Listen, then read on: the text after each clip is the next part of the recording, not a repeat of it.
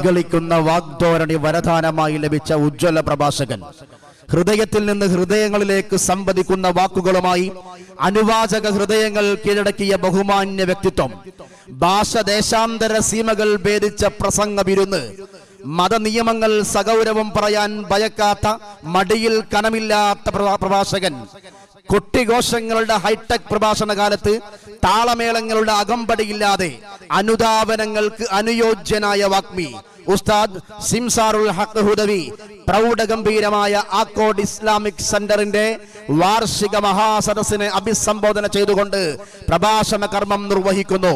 ഹൃദ്യമായി സ്വാഗതം ചെയ്യുന്നു. السلام عليكم ورحمة الله وبركاته. أعوذ بالله من الشيطان الرجيم.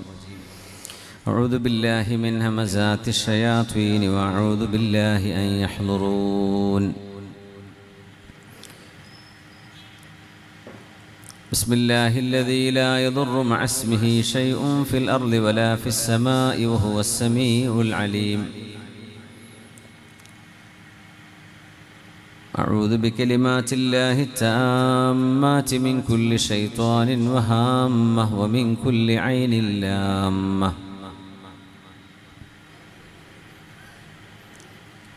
اللهم لك الحمد كما ينبغي لجلال وجهك وعظيم سلطانك. سبحانك سبحانك لا نحصي ثناء عليك أنت كما أثنيت على نفسك فلك الحمد ولك الشكر حتى ترضى. اللهم صل وسلم وزد وبارك على حبيبك سيدنا ومولانا وحبيبنا وقائدنا قائد الغر المحجلين يوم القيامة، أول شافع ومشفع وأول من يدخل الجنة وأول من تفتح له أبواب الجنان، نبينا وحبيبنا ومولانا محمد بن عبد الله صلوات ربي وسلامه عليه وعلى آله وأصحابه وعترته ومن اهتدى بهديه واستنى بسنته إلى يوم الدين. أعوذ بالله من الشيطان الرجيم. بسم الله الرحمن الرحيم. وشهد شاهد من أهلها إن كان قميصه قد من قبل فصدقت إن كان قميصه قد من قبل فصدقت وهو من الكاذبين وإن كان قميصه قد من دبر فكذبت وهو من الصادقين. فلما رأى قميصه قد من دبر قال إنه من كيدكن إنه من كيدكن إن كيدكن عظيم. بارك الله لي ولكم بالقرآن العظيم ونفعني وإياكم بما فيه من الآيات والذكر الحكيم وعصمني وإياكم برحمته من الشيطان الرجيم. ബഹുമാന്യരായ ആക്കോട് ഇസ്ലാമിക് സെൻ്ററിൻ്റെ മുഹിബ്ബീങ്ങളെ, അതിൻ്റെ ഭാരവാഹികളെ, എൻ്റെ പ്രിയങ്കരനായ സുഹൃത്ത്, സഹപാഠിയും സഹപ്രവർത്തകനുമായ ആക്കോടിൻ്റെ കുഞ്ഞാവ എന്നറിയപ്പെടുന്ന ഞങ്ങളുടെ പ്രിയങ്കരനായ മുസ്തഫ ഹുദവി, അദ്ദേഹത്തിൻ്റെ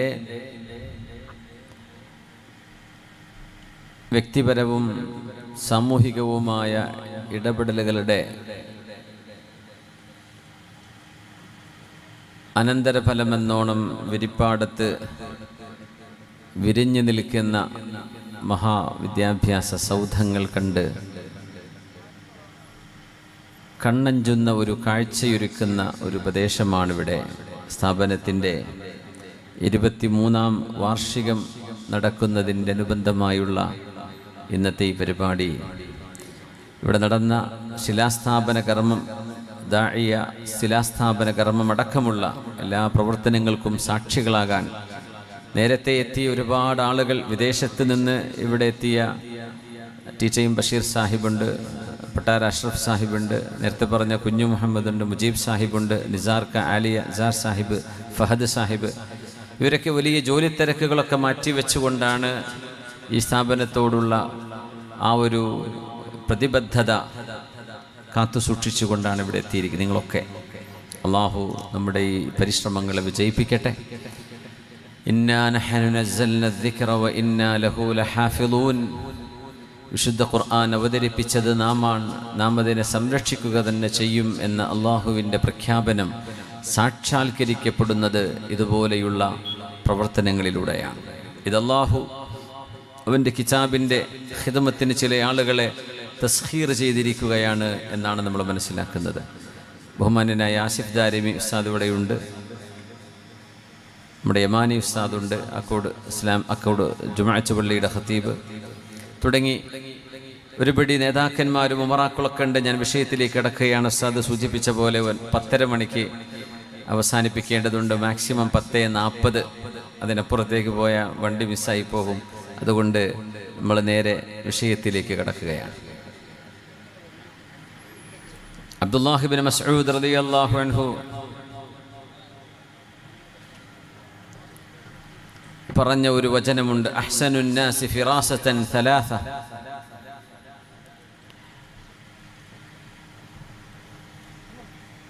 ഇൽമിൻ്റെയും ഈമാനിൻ്റെയും വെളിച്ചത്തിൽ ആളുകളുടെ മുഖം നോക്കി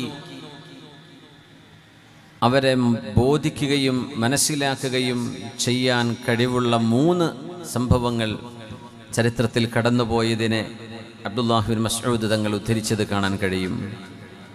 ഫിറാസത്ത് എന്ന് പറയുന്നത് ഒരു മുഅ്മിനായ മനുഷ്യന് ഈമാനികമായ ആത്മീയമായ പരിശുദ്ധി കൈവരുമ്പോൾ അള്ളാഹു നൽകുന്ന ഒരു സിദ്ധിയാണ്. മുഖം നോക്കി, ലക്ഷണം നോക്കി കാര്യങ്ങൾ പറയാൻ കഴിയുക. ഇതൊരു വലിയ ദീർഘമായ വിഷയമാണ്. അതിൻ്റെ അവസാനത്തിൽ ഈ ഒരു കഴിവ് നേടാൻ നമ്മൾ എന്താണ് ചെയ്യേണ്ടത് എന്ന് സമയമുണ്ടെങ്കിൽ നമുക്ക് വിവരിക്കാം.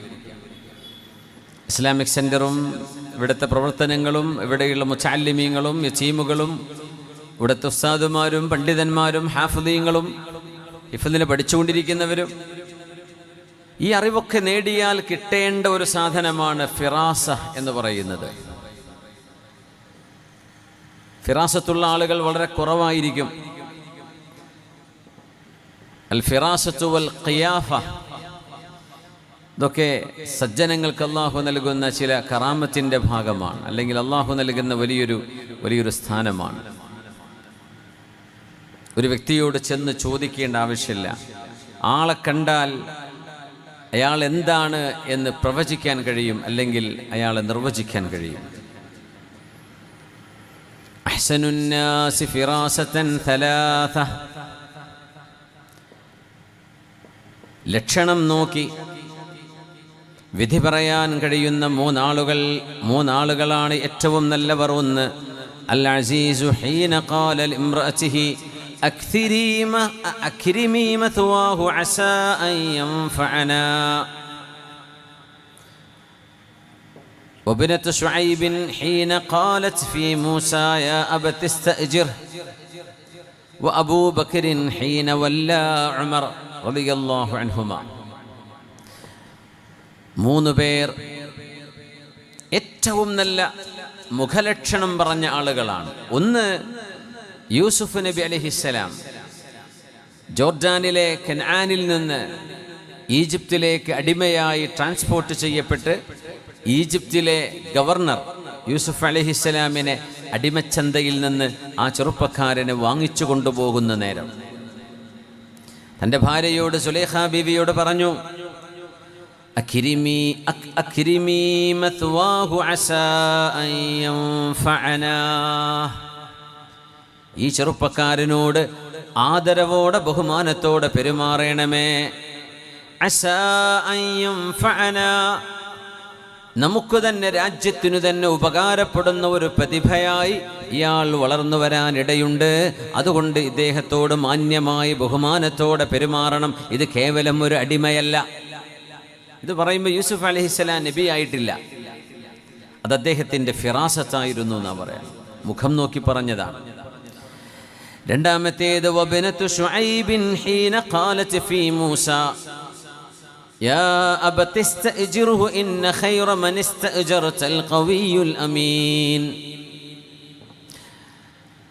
ഉപ്പാ, ഈ ചെറുപ്പക്കാരനെ, അതായത് മൂസ നബിയെ, നിങ്ങൾ വീട്ടിലെ ജോലിക്ക് വേണ്ട അജീറായി, കൂലിപ്പണിക്കാരനായി, വീട്ടിലെ സേവകനായി നിങ്ങൾ നിയമിക്കുകയാണെങ്കിൽ ആ നിയമിക്കപ്പെടുന്ന മനുഷ്യൻ അതിന് യോഗ്യനായ ഏറ്റവും നല്ല മനുഷ്യനാണ് എന്ന് ഇബ്നത്തു ശുഐബ് നബി അലൈഹിസ്സലാമിൻ്റെ മകൾ സഫൂറ ബീവി പറഞ്ഞത്.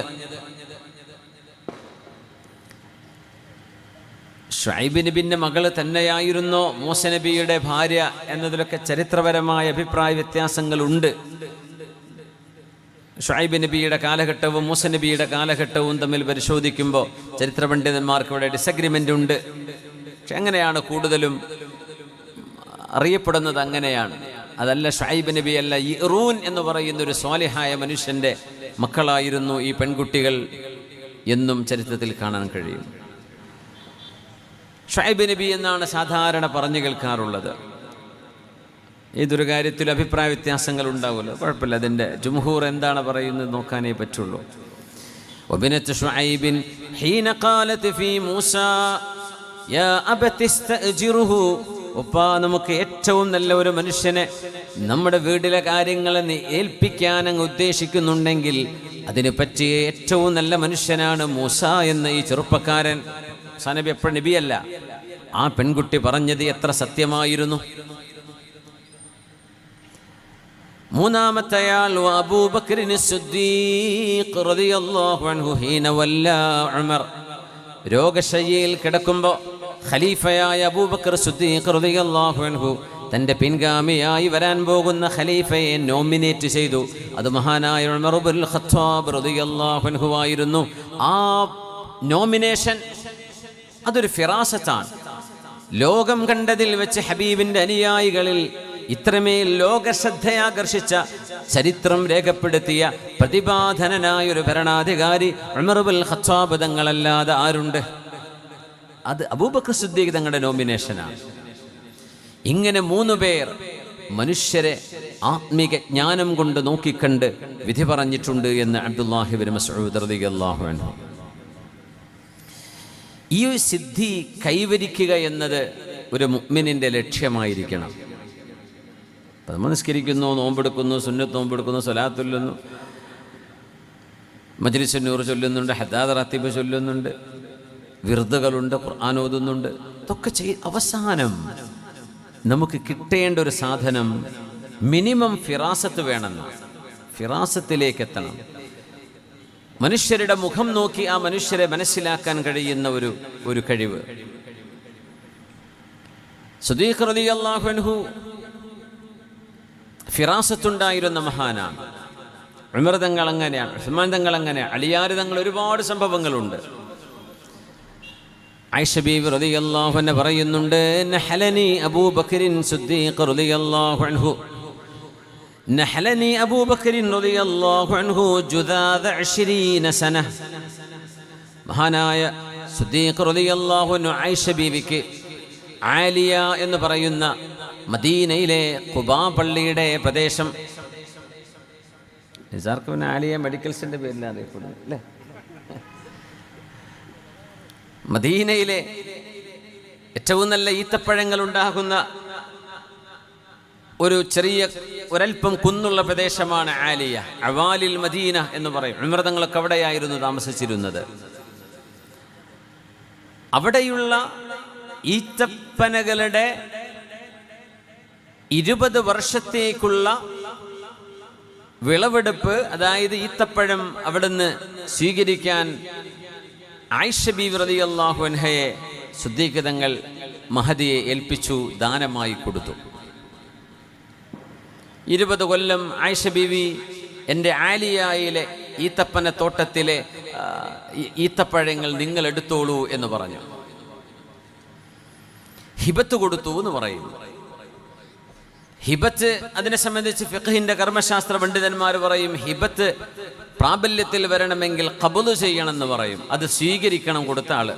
അത് സ്വീകരിക്കാത്ത കാലത്തോളം അതതിൻ്റെ മാലിക്കിൻ്റെതാണ്, ഉടമസ്ഥൻ്റെതാണ്.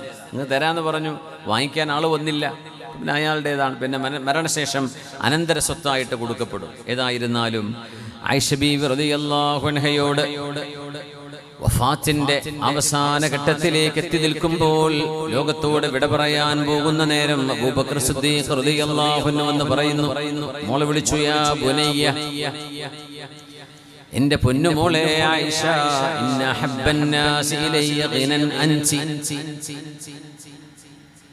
എന്റെ മനസ്സിൽ ഏറ്റവും കൂടുതൽ ഐശ്വര്യത്തോടെ ജീവിക്കണം എന്ന് ഞാൻ മനസ്സുകൊണ്ട് കൊതിക്കുന്നത് ആയിഷ നിങ്ങളെ കുറിച്ചാണ്.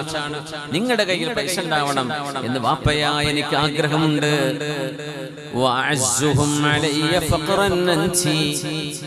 എന്നാൽ ദാരിദ്ര്യം വന്നു പോകുമോ എന്ന് എന്റെ മക്കളിൽ ഞാൻ ഏറെ പേടിക്കുന്നതും ഭയപ്പെടുന്നതും ആയിഷ നിങ്ങളുടെ വിഷയത്തിൽ തന്നെയാണ്. وإني كنت نحلتك جذاذ 20 وسقا من مالي بالعالية. മദീനയുടെ ആലിയയിലെ ഈത്തപ്പന തോട്ടത്തിലെ വിളവെടുപ്പ് 20 വർഷം ഞാൻ നിങ്ങൾക്ക് നൽകിയിരുന്നുവല്ലോ ആയിഷ. وإنك لم تكوني قبلتيه ولا حوزتيه. നിങ്ങളത് ഇതുവരെ സ്വീകരിച്ചിട്ടില്ലല്ലോ. അതുകൊണ്ട്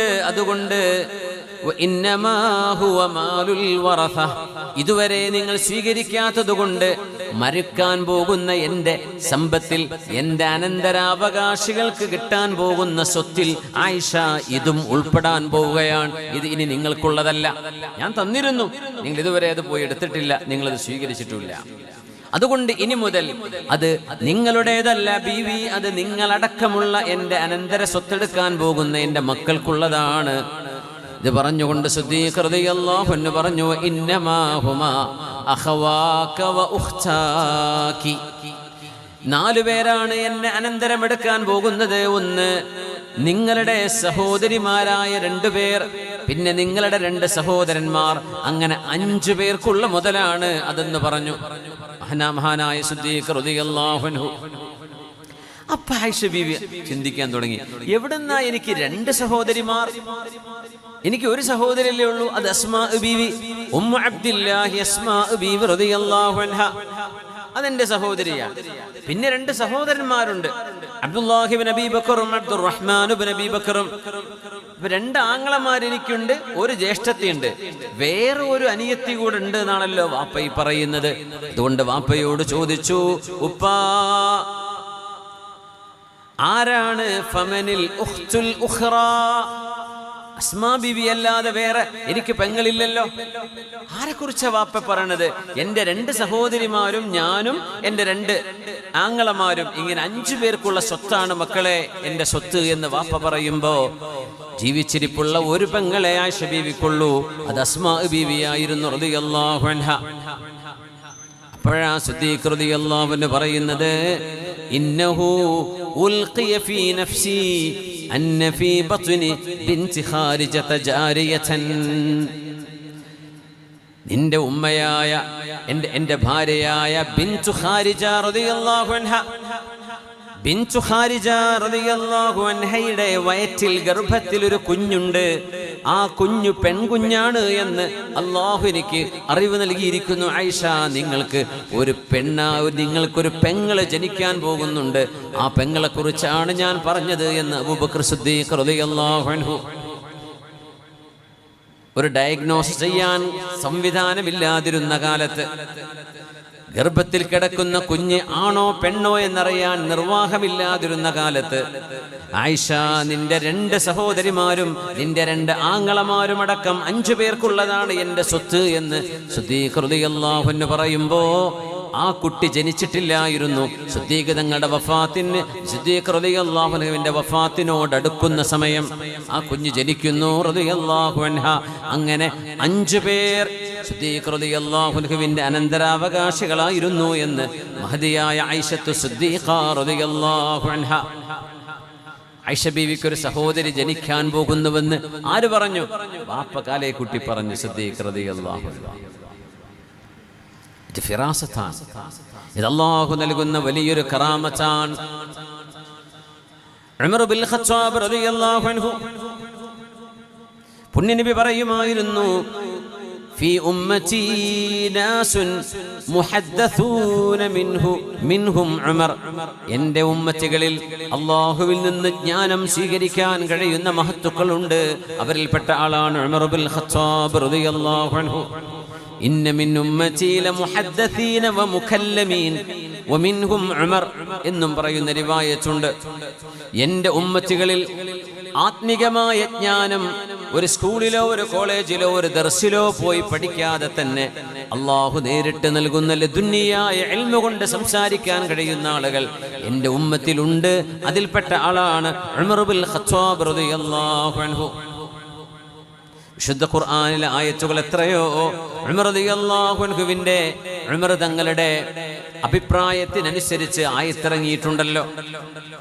ഉമർ തങ്ങളല്ലേ തങ്ങളോട് വന്ന് പറയാറുണ്ടായിരുന്നത്, യാ റസൂലല്ലാഹ്, നബിയേ അല്ലാഹുവിനോട് പറയണേ മദ്യം നിരോധിക്കാൻ.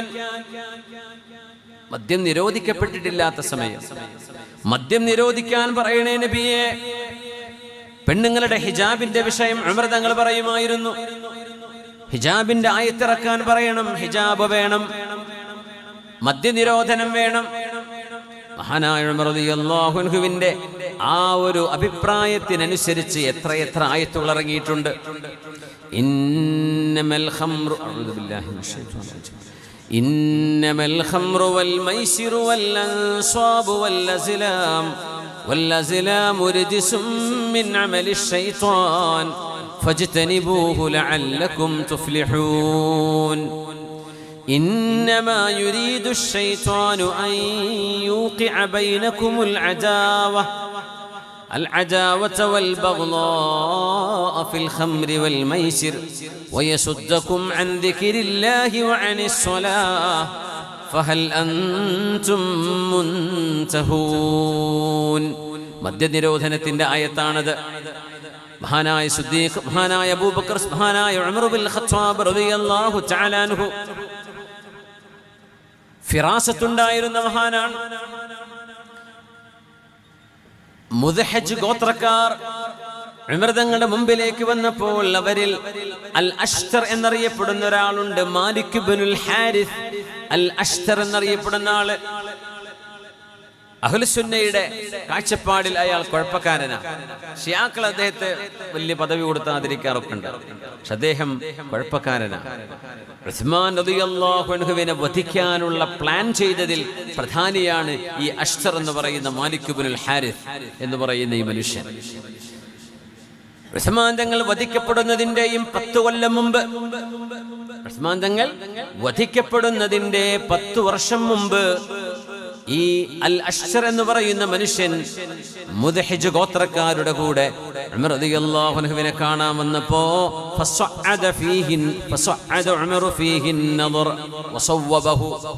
ആ മനുഷ്യനെങ്ങനെ ശരിക്കിങ്ങനെ നോക്കി, അഷ്തറിനെങ്ങനെ നോക്കി. അയ്യുഹും ഹാദാ, ആളുകളോട് ചോദിച്ചു ഇവന്റെ പേരെന്താണ്? അവർ പറഞ്ഞു മാലിക് ഇബ്നുൽ ഹാരിസ്. ഉമർ തങ്ങൾ പറഞ്ഞു മാലഹു ഖാതലഹുല്ലാഹ്, മാലഹു ഖാതലഹുല്ലാഹ്, വളരെ ഈ ഉമ്മത്തിന് നാശമുണ്ടാക്കാൻ പോകുന്ന ആളാണല്ലോ, അല്ലാഹു അവനോട് യുദ്ധം പ്രഖ്യാപിക്കട്ടെ എന്ന് ആ മനുഷ്യന്റെ മുഖത്ത് നോക്കി പറഞ്ഞു ഉമർ എന്നവര്. ഇന്നി ലഅറാ ലിൽ മുസ്ലിമീന മിൻഹു യൗമൻ അസീബാ, മുസ്ലിമീങ്ങൾ തലതാഴ്ത്തി നാണിച്ചു പോകാൻ കാരണമാകുന്ന ഒരു സംഭവം ഇവന്റെ കയ്യിലൂടെ സംഭവിക്കുമെന്ന് ഞാൻ കാണുന്നുവെന്ന് ഉമർ ബിൻ ഖത്താബ് റളിയല്ലാഹു അൻഹു ഈ അഷ്തറിന്റെ മുഖത്ത് നോക്കി 10 കൊല്ലം മുമ്പ് പറഞ്ഞിട്ടുണ്ട്. ഉസ്മാൻ തങ്ങളുടെ ഘാതകരെ വിസ്തരിച്ചപ്പോ മഹാനായ ഉസ്മാൻ തങ്ങൾ വധിക്കപ്പെടുന്നത് അറബ് ചരിത്രത്തിലില്ലാത്ത ക്രൂരമായ കൊലപാതകമായിരുന്നു. വീട്ടിലേക്ക് ഇരച്ചു കയറിയിട്ട് കൊല്ല, അങ്ങനെയൊന്നും അറബ് ലോകത്തുണ്ടായിരുന്നു. അവർ യുദ്ധം ചെയ്യുന്നവരാ, കൊലയാളികളായിരുന്നു ജാഹിലിയ്യത്തിൽ. പക്ഷെ ഇങ്ങനെ ഉസ്മാൻ തങ്ങളെ വധിച്ച പോലെ ചെയ്തിട്ടില്ലായിരുന്നു മുമ്പൊരിക്കലും. അങ്ങനത്തെ ഒരു ക്രൂരമായ കൊലപാതകം ഉസ്മാൻ റളിയല്ലാഹു അൻഹുവിന്റെ ആ സംഭവത്തിൽ സംഭവിക്കാൻ നിമിത്തമായതിന്റെ പിന്നിൽ പ്രവർത്തിച്ച ആള് മാലിക് ബിനുൽ ഹാരിസുൽ അഷ്തർ എന്ന് പറയുന്ന ഈ മനുഷ്യനായിരുന്നു. അയാളുടെ മുഖത്ത് നോക്കി ഉമർ തങ്ങൾ പറഞ്ഞിട്ടുണ്ട്, മാലഹു ഖാതലഹുല്ലാഹ്, മുദ്ഹിജ് ഗോത്രക്കാരെ, നിങ്ങളുടെ കൂടെ എന്തിനാണ് ഇവനെ കൊണ്ട് നടക്കുന്നത്? ഇവൻ പ്രശ്നക്കാരനാണ്, ഇവനിലൂടെ ഉമ്മത്തിന് പ്രശ്നങ്ങൾ ഉണ്ടാകുമെന്ന് മഹാനായ ഉമർ ഇബ്നുൽ ഖത്താബ് റളിയല്ലാഹു അൻഹു ഇത് ഫിറാസത്താൻ. ഇന്ന ഫീ ദാലിക ലആയതൻ ലിൽ മുതവസ്സിമീൻ. മദീനയിലേക്ക് യമനിൽ നിന്നൊരു നിവേദക സംഘം കടന്നു വന്നു. യമനികളുടെ കൂട്ടത്തിൽ ഒരാളെ ജനങ്ങളൊക്കെ ചൂണ്ടിക്കാണിച്ചുകൊണ്ട് പറഞ്ഞു, ഉമറേ, അമീറുൽ മുഅ്മിനീനെ, അതഅരിഫു ഹാദാ, ഈ മനുഷ്യനെ നിങ്ങൾക്കറിയുമോ? അൽ ഈമാനു യമാനിൻ വൽ ഫിഖ്ഹു യമാനിൻ വൽ ഹിക്മതു യമാനിയ.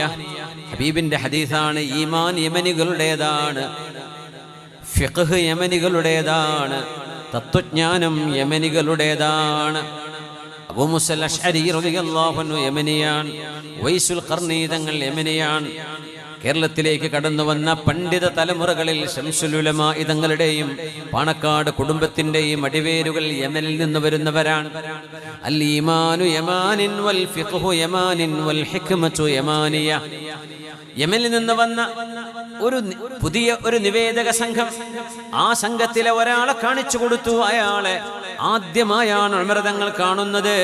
ഉമർ തങ്ങളോട് ചോദിച്ചു, ഉമറേ, അമീറുൽ മുഅ്മിനീനെ, ഹൽ തഅരിഫു ഹാദാ, ഇയാളെ നിങ്ങൾക്കറിയുമോ എന്ന് ചോദിച്ചപ്പോ ഉമർ തങ്ങളുടെ മറുപടി, ലഅല്ലഹു സവാദ് ഇബ്നു ഖാരിബ്, അത് സവാദ് ഇബ്നു ഖാരിബ് ആയിരിക്കുമല്ലോ. നോക്കുമ്പോ അത് സവാദ് തങ്ങളായിരുന്നു റളിയല്ലാഹു അൻഹു. സവാദ് ഇബ്നു ഖാരിബ്.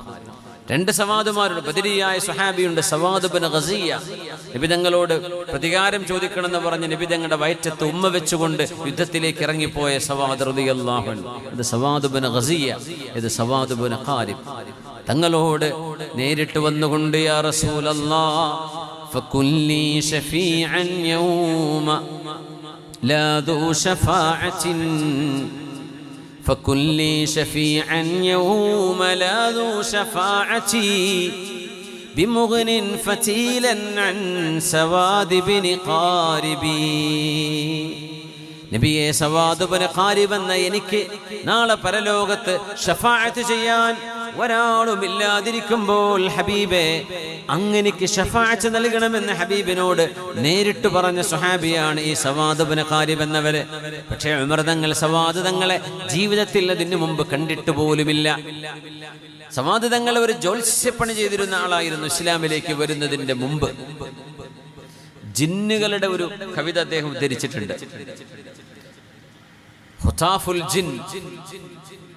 മക്കയിൽ ഒരു അന്ത്യപ്രവാചകൻ വന്നിട്ടുണ്ട്, ആ പ്രവാചകനെ പോയി വിശ്വസിച്ചോളൂ മക്കളെ എന്ന് യമനിലെ ഒരു ഒഴിഞ്ഞ പ്രദേശത്ത് ഒരു കൂട്ടം ജിന്നുകൾ പാടിയ കവിത സവാദ് എന്നവരുടെ ചരിത്രത്തിൽ കാണാൻ കഴിയും. അത് കണ്ടുകൊണ്ടാണ് അദ്ദേഹം മദീനയിലേക്ക് വരുന്നത്, ഹബീബിനെ ഈമാൻ സ്വീകരിക്കാൻ വേണ്ടി, ഹബീബിനെ വിശ്വസിക്കാൻ വേണ്ടി. പക്ഷെ ഉമർ തങ്ങൾ നോക്കിയിട്ട് പറഞ്ഞു, ഇത് സവാദ് ഇബ്നു ഖാരിബ് അല്ലേ എന്ന് ചോദിച്ചു. അങ്ങനെയായി. ചില ഉദാഹരണങ്ങളിലൂടെ ഞാൻ കടന്നു പോവുകയാണ്. അത് കഴിഞ്ഞ് ഇൻഷാ അല്ലാഹ് ഇത് നേടാൻ സാധ്യമാകുന്ന വഴികൾ എന്താണെന്ന് സമയപരിധിയിൽ നിന്നുകൊണ്ട് നമുക്ക് വിവരിക്കുകയും ചെയ്യാം. ഉമർ റളിയല്ലാഹു അൻഹു കഅബാലയം തവാഫ് ചെയ്തുകൊണ്ടിരിക്കുന്ന ഒരു സമയം. നമുക്കൊന്ന് ഒരു സ്വലാത്ത് ചൊല്ലിയിരുന്നാലോ? നമ്മൾ കുറേ സമയമായിട്ട് ഇരിക്കുന്നുണ്ട്. ഒന്ന് എണീറ്റുന്നൊരു 3 സ്വലാത്ത് നമുക്ക് ഒരുമിച്ച് ചൊല്ലിയിട്ടെ ഒന്നിരിക്കാം. സല്ലു അലൻ നബി മുഹമ്മദിൻ വ ആലിഹി അല്ലാഹുമ്മ സല്ലി അലാ സയ്യിദിനാ മുഹമ്മദിൻ വ അലാ ആലി സയ്യിദിനാ മുഹമ്മദിൻ വ ബാരിക് വ സല്ലിം അലൈഹി. ഉറക്കെ ചൊല്ലിക്കോളൂ. അല്ലാഹുമ്മ സല്ലി അലാ سيدنا محمد وعلى آل سيدنا محمد وبارك وسلم عليه اللهم صل على سيدنا محمد وعلى آل سيدنا محمد وبارك وسلم عليه. കൈയൊന്ന് പൊക്കി നോക്കി, ഒന്ന് പൊക്കിയിട്ട് ഒന്ന് 2-3 പ്രാവശ്യം ഒന്ന് കുടഞ്ഞാലേ ചെറിയൊരു ബ്ലഡ് സർക്കുലേഷൻ കിട്ടും, ഒരു ഉന്മേഷം ഉണ്ടാവും. ഇരിക്കും. ജസാക്കുമുല്ലാഹ് ഖൈർ. മഹാനായ ഉമർ ഇബ്നുൽ ഖത്താബ് റളിയല്ലാഹു അൻഹു കഅബം തവാഫ് ചെയ്തുകൊണ്ടിരിക്കുമ്പോൾ ഒരു പെണ്ണ് കഅബാലയത്തിന്റെ അരികത്ത് വന്ന് ഇങ്ങനെ ഒരു പാട്ട് പാടുന്നു. തവാഫ് ചെയ്യുമ്പോൾ മനുഷ്യന്റെ ആഗ്രഹങ്ങൾ പറയൂലേ. ഇടയ്ക്കൊരു വീഡിയോ വൈറലായിരുന്നു. ഒരു ആഫ്രിക്കക്കാരനായ ചെറുപ്പക്കാരൻ കഅബന്റെ മുമ്പിൽ വന്നിട്ട് ഫുലൂസ് ഫുലൂസ് ഫുലൂസ് പഠിച്ചവന് ഫുലൂസ് തരണേ ഫുലൂസ് തരണേ കണ്ടിട്ടുണ്ടായിരുന്നോ? മുഫ്തി ബാങ്കിന്റെ ഒരു സംസാരം വന്നു എന്ന് പറഞ്ഞു. ആ മനുഷ്യ ഇപ്പൊ ഭയങ്കര ബിസിനസ്സുകാരനാണല്ലോ. ഫുലൂസ് ചോദിച്ചാൽ അള്ളാഹ് കൊടുത്തു. അദ്ദേഹം വലിയ പൈസക്കാരനായല്ലോ. അള്ളാഹിനോട് ചോദിച്ചു ഫുലൂസ് ഫുലൂസ്. അപ്പോൾ അവിടെ നിന്ന് ആളുകൾ പറഞ്ഞു കൊടുക്കുന്നത് എന്നെ ചങ്ങായി ഫുലൂസ് എന്നല്ല വേറെ എന്തെങ്കിലും ഇവിടെ പറഞ്ഞൂടെ, അള്ളാഹിനോട് സ്വർഗം ചോദിച്ചൂടെ. ഇപ്പം പറഞ്ഞു ഫുലൂസ് ഫുലൂസ്, എനിക്ക് ഫുലൂസ് മതി. സുബ്ഹാനല്ലാഹ്. അല്ലാഹു സുബ്ഹാനഹു വ തആല യർസുഖു മൻ യശാഉ ബിഗൈരി ഹിസാബ്. ബറക്കല്ലാഹ്. നമ്മുടെ സംഘാടകർ വരുമ്പോൾ എല്ലാവരും സഹായിക്കണേ. അപ്പോ ഓരോരുത്തരും അവനവന് ആവശ്യമുള്ളത് ചോദിക്കും. ഓരോരുത്തരും അവരവരുടെ ഖലാഉകൾ അള്ളാഹുവിന്റെ മുമ്പിലേക്ക് വെച്ചു കൊടുക്കുന്ന, ഹാജാത്തുകൾ വെച്ചു കൊടുക്കുന്ന സ്ഥലമാണിത്. ഒരു പെണ്ണിങ്ങനെ പാട്ട് പാടുന്നു. ഉമർ തങ്ങൾ ഇത് കേൾക്കുകയാണ്. പെണ്ണിങ്ങനെ പാടി ഇങ്ങനെ പോവാണ്. അന്നത്തെ ആളുകളൊക്കെ നിമിഷ കവികളാണ്, നിമിഷ കവയത്രികളുമാണ്. പാട്ടിങ്ങനെയാണ്. فمنهن من تسقى بعذب مبرد فمنهن من تسقى بعذب مبرد نقاخ فتلكم عند ذلك قرتي ومنهن من تسقى بأخضر آجن أجاج ولولا خشية الله رنتي. എന്താണ് സംഭവം? പിടുത്തം കിട്ടിയോ? ഒന്നുകൂടെ. فمنهن من تسقى بعذب مبرد نفاخ فتلكم عند ذلك قرتي ومنهن من تسقى بأخضر آجن أجاج ولولا خشية الله رنتي. ഉമർ തങ്ങൾ അറബി അറിയുന്ന മഹാനാണ്. സൂറത്തു ത്വാഹ. ത്വാഹ മാ അൻസൽനാ അലൈക്കൽ ഖുർആന ലിതശ്ഖാ. സൂറത്ത് ത്വാഹയിലെ ഈ ആയത്തുകൾ കേട്ടുകൊണ്ട് ഇസ്ലാം സ്വീകരിച്ച മഹാനാണ് ഉമർ ഇബ്നുൽ ഖത്താബ് തങ്ങൾ. അപ്പോൾ ഉമർ തങ്ങളുടെ ആ ഒരു റിട്ടോറിക് സ്കിൽ എത്രയായിരിക്കും, ഭാഷാ കഴിവ് എത്രയായിരിക്കും ആലോചിച്ചാൽ മതി. ഉമർ തങ്ങൾ ഇതിന്റെ അർത്ഥം മനസ്സിലാക്കുകയാണ്. ഈ പെണ്ണ് പറയുന്നത്, പെണ്ണുങ്ങളിൽ ചില പെണ്ണുങ്ങൾക്ക് ശുദ്ധമായ രുചിയുള്ള വെള്ളം കുടിക്കാൻ കിട്ടുന്നവരുണ്ട്. അതെന്തോ ഒരു ആനന്ദകരമാണ്. എന്നാൽ വേറെ പെണ്ണുങ്ങൾക്ക് കുടിക്കാൻ കിട്ടുന്നത് രുചിയില്ലാത്ത, ഉപ്പുരുചിയുള്ള, പച്ച നിറം ബാധിച്ചിട്ടുള്ള വെള്ളമാണ്.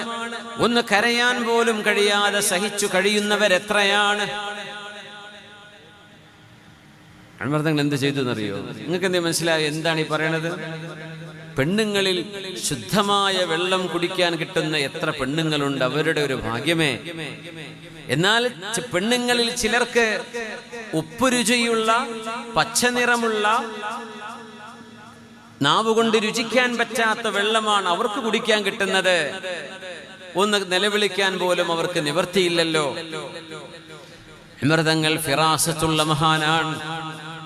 അമൃതങ്ങൾ പറഞ്ഞയച്ചു, ഈ പെണ്ണിന്റെ ഭർത്താവിനെ പിടിച്ചു കൊണ്ടുവരുന്നു. അങ്ങനെ പെണ്ണിന്റെ ഭർത്താവിനെ പിടിച്ചു കൊണ്ടുവന്നു. ഇസ്തൻകിഹു, ആ മനുഷ്യന്റെ വായ ഒന്ന് വാസനിച്ചു നോക്കി എന്ന് പറഞ്ഞു. കള്ളുടിച്ചു കൂടെ നോക്കാനല്ല ഇത്. വായക്ക് ദുർഗന്ധമുള്ള ആളുകളുണ്ടാവും. അതിന് ബഹ്ർ എന്നാണ് അറബിയിൽ പറയാം. ബുഹൂർ എന്ന് പറഞ്ഞാൽ ശരിക്കും നല്ല സുഗന്ധം പൊതിപ്പിക്കുന്ന, അല്ലെ, പുകയിപ്പിക്കുന്ന സാധന ബഹൂർ. ബഹ്ർ എന്ന അറബിയിൽ പറഞ്ഞാൽ വായക്ക് ദുർഗന്ധം. ചില ആളുകൾ ബ്രഷ് ചെയ്യാത്തത് കൊണ്ടല്ല, ജന്മന ചില പാരമ്പര്യ പ്രകാരം വായക്ക് വലിയ ദുർഗന്ധമുള്ള ആൾ, അത് അതിന് മരുന്നുണ്ടാവില്ല. എന്തെങ്കിലും ചുരുങ്ങാൻ കഴിച്ചാൽ അപ്പം നിൽക്കുന്നല്ലാണ്ട് കുറച്ച് കഴിഞ്ഞാൽ വായിൽ നിന്ന് ദുർഗന്ധം വരും. നിങ്ങൾക്കറിയോ, പെണ്ണുങ്ങൾക്ക് തന്റെ ഭർത്താവിന്റെ വായയിലെ ഈ ദുർഗന്ധം ബ്രഷ് ചെയ്യാത്തുള്ള ദുർഗന്ധമല്ലേ, ജന്മനാ ഉള്ള ഉമിനീരിലും വായയിലും ശ്വാസോച്ഛ്വാസത്തിലും സഹിക്കാൻ പറ്റാത്ത ദുർഗന്ധമുള്ള ആ ഒരു സ്വഭാവമുള്ള ഭർത്താവിന്റെ കൂടെ ജീവിക്കാൻ ഒരു പെണ്ണിന് കഴിയില്ലെങ്കിൽ ആ പെണ്ണിന് ത്വലാഖ് ആവശ്യപ്പെടാം എന്നാണ് ഫിഖഹിന്റെ പക്ഷം. ഒരു പെണ്ണ് പറയും, ഈ ഭർത്താവിന് എനിക്ക് ജീവിക്കാൻ ഉറങ്ങാൻ പറ്റില്ല, അടുത്ത് കിടക്കണ്ടേ, ഇയാളുടെ വായുടെ നാറ്റം കൊണ്ട് എനിക്ക് ഉറക്കം കിട്ടുന്നില്ല എന്ന് പറയുകയാണെങ്കിൽ അവൾക്ക് ത്വലാഖ് ചോദിക്കാൻ അവകാശമുണ്ടെന്ന് ഉമർ തങ്ങൾ ആവശ്യപ്പെട്ടു. ഇയാള് നോക്കുമ്പോ ഇയാൾക്ക് ബഹ്റുണ്ട്, വായനാറ്റമുണ്ട്.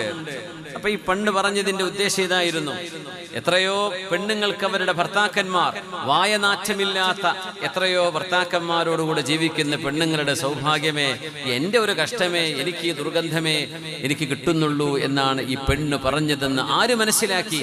അന്നത്തെ ഖാദിയായ ഉമർ ബിൻ ഖത്താബ് റളിയല്ലാഹു അൻഹു. ഉമർ തങ്ങൾ ഈ പെണ്ണിനോടൊരു മസ്അല പറഞ്ഞു കൊടുത്തു. പെണ്ണേ, നിന്റെ ഭർത്താവിൽ നിന്ന് നിനക്ക് വേർപിരിയണമെന്നല്ലേ ഈ പറഞ്ഞത്? അത് ഞാൻ വഴിയുണ്ടാക്കി തരട്ടെ എന്ന് ചോദിച്ചു. എനിക്കതാണ് വേണ്ടത്. ഇതും തുറന്നു പറയാൻ അന്ന് നാണമായിരുന്നു. അതുകൊണ്ടാണ് ഈ കവിതൊക്കെ പറയുന്നത്. ഈ പറഞ്ഞത് എന്താണെന്ന് മഹാനായ ഉമർ തങ്ങളുടെ ഫഹ്മ് കൊണ്ട് മഹാനവറുകൾ മനസ്സിലാക്കി. തുറന്ന പെണ്ണ് എന്റെ ഭർത്താവിനെ വേണ്ടെന്നൊന്നും പറഞ്ഞിട്ടില്ല. പക്ഷേ ഉമർ തങ്ങൾ അത് മനസ്സിലാക്കി. ഈ ഭർത്താവിന് 500 ദിർഹം കൊടുക്കുകയും ഒരു അടിമപ്പെണ്ണിനെ കൊടുക്കുകയും ചെയ്തിട്ട് ഭർത്താവിനെ കൊണ്ട് ത്വലാഖ് ചൊല്ലിപ്പിച്ചു. ഈ പെണ്ണിന് വേറെ കല്യാണം കഴിക്കാൻ അനുവാദം കൊടുത്തു ഉമർ ബിൻ ഖത്താബ് റളിയല്ലാഹു അൻഹു. അതിന് കാരണമായത് ഈ 2 കവിതയാണ്. ومنهن من تسقى بعذب ممرد نقاخ فتلكم عند ذلك قرتي ومنهن من تسقى بأخضر آجن أجاج ولولا خشية الله رنتي أجاج ولولا خشية الله رنتي. ഇത് മനസ്സിലാക്കാനുള്ള ഫിറാസത്തും ബുദ്ധികൂർമ്മതയും ഇൽമിന്റെ വെളിച്ചത്തിലൂടെ, ഈമാനിന്റെ വെളിച്ചത്തിലൂടെ കൈവരിച്ചു ഉമർ ബിൻ ഖത്താബ് റളിയല്ലാഹു അൻഹു. ഉമർ തങ്ങൾ ഇസ്ലാം സ്വീകരിക്കുന്നതിന് മുമ്പ് ഈ ബുദ്ധികൂർമ്മതയൊന്നും ഉമർ തങ്ങൾക്കുണ്ടായിരുന്നില്ല. ഇത് അള്ളാഹു നൽകുന്നൊരു നൂറാൻ, ഒരു പ്രകാശമാണ്. ഖലീഫമാരിൽ 3-മനായ ഉസ്മാൻ ഇബ്നു അഫ്ഫാൻ റളിയല്ലാഹു അൻഹുവിന്റെ പരിശുദ്ധമായ പള്ളിയിലേക്ക് ഉസ്മാൻ തങ്ങൾ ഖുതുബ ഓതുന്നത് മദീന പള്ളിയിലാണ്. മദീന പള്ളിയിലേക്ക് ഒരു ചെറുപ്പക്കാരൻ കയറി അവസാനത്തെ സഫിൽ കയറി വന്നിരിക്കുമ്പോ ഉസ്മാൻ തങ്ങൾ ചോദിച്ചു ഒരു ചോദ്യം, അയദ്ഖുലു അലൈനാ അഹദുകും വഫീ ഐനിഹി അഥറു സിനാ. അങ്ങാടിയിലൂടെ വരുമ്പോ തന്റെ മുമ്പിലൂടെ നടക്കുന്ന ഒരു പെണ്ണിന്റെ പാദസരം കാണുമാർ കാറ്റടിച്ചപ്പോ ആ പെണ്ണിന്റെ കാലിലേക്ക് നോക്കുകയും കണ്ണുകൊണ്ട് നോക്കിപ്പോവുകയും തെറ്റ് ചെയ്യുകയും ചെയ്ത് തൗബ ചെയ്യാൻ മറന്നുപോയി. അങ്ങനെ പള്ളിയിലേക്ക് ജുമുഅക്ക് കയറി വരുമ്പോ മദീന പള്ളിയുടെ ഖുതുബ നിർവഹിക്കുന്ന ഉസ്മാൻ തങ്ങൾ ബാക്കിൽ കയറി വന്ന് അങ്ങാടിയിലൂടെ അപ്പൊ കയറി വന്നിരിക്കുന്ന മനുഷ്യനെ നോക്കിയിട്ട് ഉസ്മാൻ തങ്ങൾ പേര് പറയാതെ പറഞ്ഞു, നമ്മുടെ സദസ്സിലേക്ക് ചില ആളുകൾ കയറി വന്നിരിക്കുമ്പോ അവരുടെ കണ്ണിൽ വ്യഭിചാരത്തിന്റെ അടയാളം ഞാൻ കാണുന്നുണ്ടല്ലോ. അയദ്ഖുലു അലൈനാ അഹദുകും വഫീ ഐനിഹി അഥറു സിനാ വസിനൽ ഐനൈനി നദർ. കണ്ണുകൊണ്ട് ചെയ്യുന്ന വ്യഭിചാരം കണ്ണിന്റെ നോട്ടമാണെന്ന് മഹാനായ റസൂലുള്ളാഹി തങ്ങൾ പറഞ്ഞിട്ടുണ്ട് സ്വല്ലല്ലാഹു അലൈഹി വസല്ലം. ഈ മനുഷ്യൻ അങ്ങ് ഞെട്ടിപ്പോയി. അയാൾ പറഞ്ഞു, അവഹ്യുൻ ബഅദ റസൂലില്ലാഹ്. ഹബീബായ തങ്ങൾ വഫാത്തായി പോയതിന്റെ ശേഷം ആകാശ ലോകത്ത് നിന്ന് ജിബ്രീൽ അലൈഹിസ്സലാം ഇപ്പോഴും വഹയുമായി വരുന്നുണ്ടോ? അങ്ങാടിയിൽ നടന്ന സംഭവം എങ്ങനെയാണ് മദീനയുടെ മിമ്പറിൽ കിടക്കുന്ന മദീന പള്ളിയിൽ കിടക്കുന്ന ഉസ്മാൻ തങ്ങൾ അറിയുന്നത് എന്ന് ചോദിച്ചപ്പോ, ഇത് വഹയല്ല മോനെ, വലാകിൻ ബുർഹാനുൻ വഫിറാസ എന്ന് മഹാനായ ഉസ്മാൻ തങ്ങൾ മറുപടി കൊടുത്തു. ഇത് അല്ലാഹു നൽകുന്ന വെളിച്ചം കൊണ്ട് നോക്കുകയാണ്, ഇത് വഹയൊന്നുമല്ല. ഇതിന് വഹയെന്ന് വിളിക്കരുത്, ഇത് ആത്മീക ജ്ഞാനം കൊണ്ടുണ്ടാകുന്ന അറിവാണ്. ഉസ്മാൻ ഇബ്നു അഫ്ഫാൻ റളിയല്ലാഹു അൻഹു, ഇത് ഹിക്മത്താണ്. അള്ളാഹുവിനോട് ഹിക്മത്തിനെ ചോദിക്കണം എന്നാണ്. വമൻ യുഅ്തൽ ഹിക്മത ഫഖദ് ഊതിയ ഖൈറൻ കസീറാ.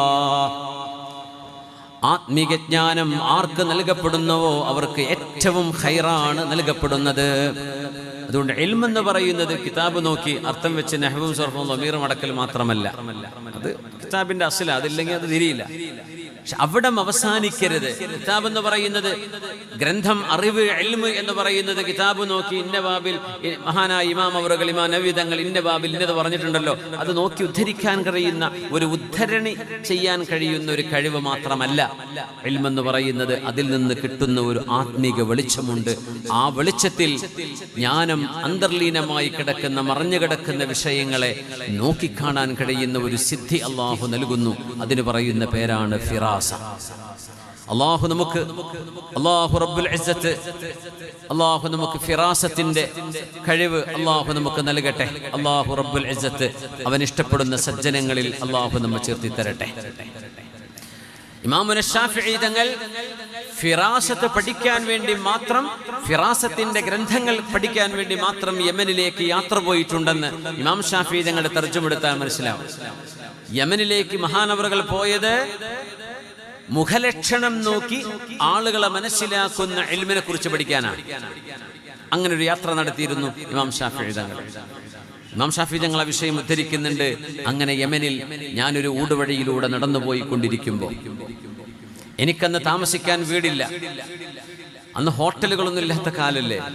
അപ്പോ ആരുടെയെങ്കിലും വീട്ടിൽ താമസിക്കാൻ കഴിയുമോ, വീട് സൗകര്യമുള്ള ആളുകൾ ഒരൽപ്പം കിടന്നുറങ്ങാൻ ഇടം കൊടുക്കുമോ എന്ന് വിചാരിച്ച് ഇമാം ശാഫിഈ തങ്ങൾ ആ വഴിയിലൂടെ അങ്ങനെ നടന്നുകൊണ്ടിരിക്കുമ്പോ, മറർതു ഫീ ത്വരീഖിൻ ബിഫിനാഇ ദാരി റജുലിൻ അസ്റഖിൽ ഐനൈൻ. നീല കണ്ണുകളുള്ള ഒരു മനുഷ്യന്റെ വീടിന്റെ മുമ്പിലൂടെ ഞാൻ നടന്നുപോയി. ബ്ലൂ ഐസ് എന്നൊക്കെ വലിയ പണ്ടൊക്കെ ഈ പൂച്ചക്കണ്ണ് എന്ന് പറഞ്ഞ അന്നത്തെ പെൺകുട്ടികളും ആൺകുട്ടികളും കണ്ണുപൊത്തി നാണക്കേട് കൊണ്ട് ജീവിച്ചൊരു കാലം ഉണ്ടായിരുന്നു. ഇന്ന് പൂച്ചക്കണ്ണ് ആവാൻ വേണ്ടി പാടുപെടുക, അതിന്റെ ലെൻസുകൾ വെച്ച് നടക്കുക പെൺകുട്ടികൾ. പൂച്ചക്കണ്ണ് ആവണേ അല്ലെ? മുമ്പത്തെ കാലത്തൊക്കെ നമ്മളൊക്കെ പഠിക്കുന്ന കാലത്ത് പൂച്ചക്കണ്ണ് എന്ന് പറഞ്ഞിട്ട് കളിയാക്കലായിരുന്നു. അതൊന്നും ശരിയായ കണ്ണല്ലാതെ. ഇപ്പോ അതായി കിട്ടാനാ ഈ ബ്ലൂ ഐ, ഗ്രീൻ ഐ എന്നൊക്കെ പറയുന്നത് ആളുകളിൽ ഇന്ന് വലിയ ആവേശമുള്ള സംഗതി, സൗന്ദര്യത്തിന്റെ വലിയ അടയാളമായിട്ടാണ് ഇന്നത് കണക്കാക്കപ്പെടുന്നത്. അങ്ങനെ ആടുതാനും അതിനെക്കുറിച്ചല്ല. പക്ഷേ ഇമാം ശാഫിഈ തങ്ങളെ നീലക്കണ്ണുള്ള മനുഷ്യന്മാരെ കുറിച്ചൊരു ഒരു വാക്ക് പറഞ്ഞിട്ടുണ്ട്. ലഈമുൻ, അവരിൽ ലുഉമുണ്ടാകും, ചീച്ച, മോശമായ സ്വഭാവ പെരുമാറ്റം ആ കണ്ണുള്ളവരിൽ ചില ആളുകളിലുണ്ട് എന്ന് ഇമാം ശാഫിഈ തങ്ങൾ ഫിറാസത്തിന്റെ ഇൽമ പഠിച്ചപ്പോൾ മഹാനവറുകൾ മനസ്സിലായിട്ടുണ്ട്. പക്ഷേ അനുഭവം മറ്റൊന്നാണ്. ഈ നീലക്കണ്ണുള്ള മനുഷ്യന്റെ, നീലക്കണ്ണ് പറഞ്ഞ സൂപ്പറായിട്ട് മുഖ്യ കണ്ണൊന്നും തന്നെ അർത്ഥമല്ലേ, ചെറിയൊരു നീല നിറണ്ടാവും, അത്രയേ ഉള്ളൂ. അപ്പോ ഇദ്ദേഹത്തിന്റെ വീട്ടിന്റെ അരികത്തേക്ക് വന്നപ്പോ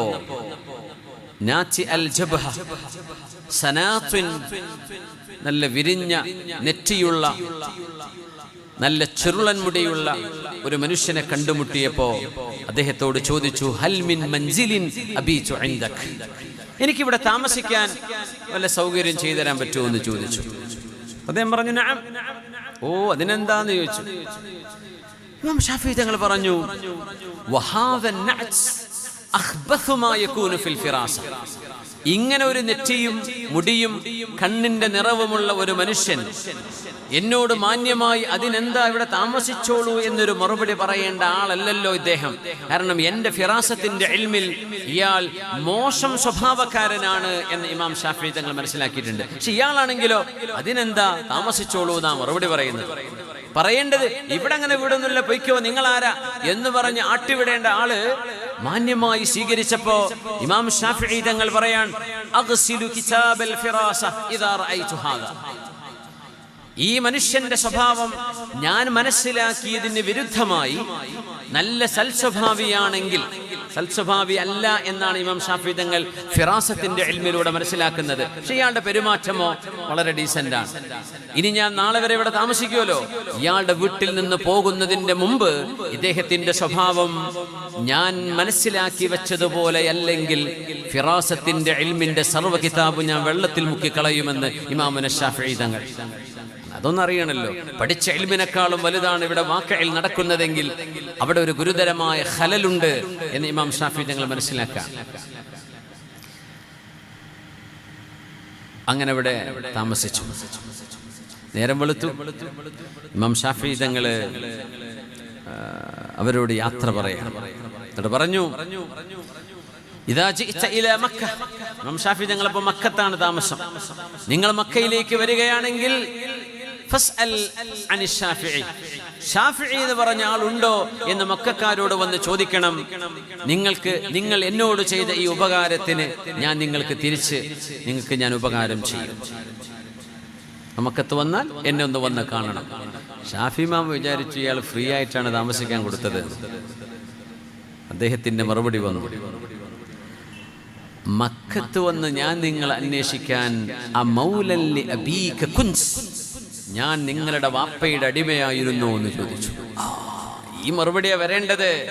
ഷാഫി ഇമാം അതാ കാത്തിരിക്കണത്. നിങ്ങളുടെ ഓശാരം എന്ന് വാങ്ങാൻ നിങ്ങളുടെ വാപ്പന്റെ അടിമയായിരുന്നോ ഞാൻ? ഷാഫി തങ്ങൾ വരട്ടെ, ഇത് തന്നെയാ ഞാൻ പ്രതീക്ഷിച്ചിരിക്കുന്നത്. ഈ മനുഷ്യനെ കണ്ടപ്പോ ഇമാം ഷാഫി തങ്ങളുടെ വിധിയെഴുത്ത് അങ്ങനെയാ, എന്ന് ചോദിച്ചു. അപ്പൊ ഇമാം ഷാഫി തങ്ങൾ പറഞ്ഞില്ല, എന്റെ വാപ്പാന്റെ അടിമയൊന്നുമല്ല, എന്റെ വാപ്പയെ ഞാൻ പോലും കണ്ടിട്ടില്ല. ഇമാം ഷാഫി തങ്ങൾ യതീമായി വളർന്ന മഹാനാണ് ഇമാമുന ഷാഫി തങ്ങൾ.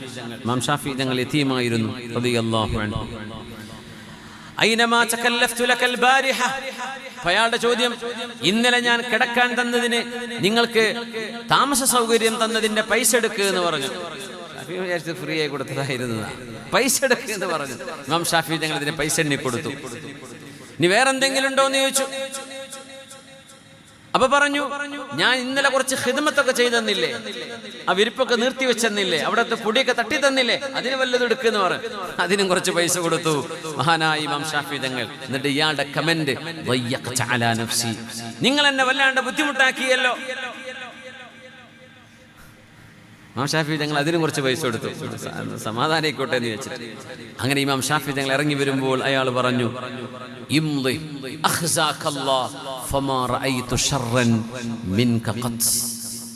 ഇറങ്ങിപ്പോ, അല്ലാഹു നിനക്ക് ശാപം തരട്ടെ, നിന്നെക്കാളും മോശപ്പെട്ട ഒരാളെ ഞാൻ കണ്ടിട്ടില്ല എന്ന്. മഅദല്ലാഹ്. ആരെപ്പറ്റി? ഇമാം ഷാഫി തങ്ങളെ കുറിച്ച് ഈ മനുഷ്യൻ പറഞ്ഞുവെന്ന് ഇമാം ഷാഫി തങ്ങൾ രേഖപ്പെടുത്തിയിട്ടുണ്ട്. അപ്പോഴേ പറഞ്ഞു, ഇത് ഇങ്ങനെ പറയേണ്ട ആളല്ല. ഞാൻ പഠിച്ചു വെച്ചതിന് വിരുദ്ധമാണ് ഇയാളുടെ സ്വഭാവമെങ്കിൽ ഫിറാസത്തിന്റെ കിതാബ് മുഴുവൻ ഞാൻ വെള്ളത്തിലിട്ട് മുക്കിക്കളയുന്നു. എന്തിനത് പഠിക്കേണ്ട കാര്യം? ഇമാം ഷാഫിഈ തങ്ങളുടെ ആ ഒരു ഹിക്മത്ത് പോലെ തന്നെ കാര്യങ്ങൾ തെളിഞ്ഞു വന്നു ആ വീട്ടിൽ നിന്ന് ഇറങ്ങിപ്പോകുമ്പോ. ഇത് വലിയൊരു ഇൽമിന്റെ ശാഖയാണ്. ഇത് ആലിമീങ്ങൾക്ക്, മുത്തഖീങ്ങളായ സാധാരണക്കാർക്ക്, അള്ളാഹുവിനെ ഭയപ്പെട്ട് ജീവിക്കുന്ന ആണുങ്ങൾക്കും പെണ്ണുങ്ങൾക്കും കിട്ടാവുന്ന ഒരു സംഗതിയാണ്. അത് നമ്മൾ കിട്ടാതെ പോകരുത്. ദീൻ എന്ന് പറയുന്നത് വെറും നിസ്കാരം നോമ്പ് മാത്രമല്ല. അള്ളാഹുവിന്റെ വഴിയിൽ പടച്ചതമ്പുരാൻ പറഞ്ഞതനുസരിച്ച് ജീവിക്കുന്ന ആളുകൾക്ക് അള്ളാഹു നൽകുന്ന മഹത്തരമായ ചില അത്ഭുത സിദ്ധികളുണ്ട്. അതിൽപ്പെട്ടതാണ് ഖിയാഫത്ത്, അതിൽപ്പെട്ടതാണ് ഇതുപോലെയുള്ള സംഭവങ്ങൾ. ഉമർ റളിയല്ലാഹു അൻഹു പറയുമായിരുന്നു, ഇദാ അന ലം അഅലം മാ ലം അറഹ് ഫലാ അലിംതു മാ റഅയ്ത്. ഇദാ ലം അഅലം മാ ലം അറഹ്, ഞാൻ കാണാത്ത കാര്യങ്ങളെക്കുറിച്ച് എനിക്ക് അറിവ് കിട്ടാതിരിക്കുകയാണെങ്കിൽ ഞാൻ കണ്ടത് എനിക്കറിയാതെ പോകും. കണ്ടത് എനിക്കറിയാൻ കഴിയില്ല, കാണാത്തത് എനിക്കറിയാൻ കഴിഞ്ഞില്ല എങ്കിൽ എന്ന് പറഞ്ഞാൽ കാണാത്ത വിഷയങ്ങളെ എനിക്കറിയാൻ കഴിയണം.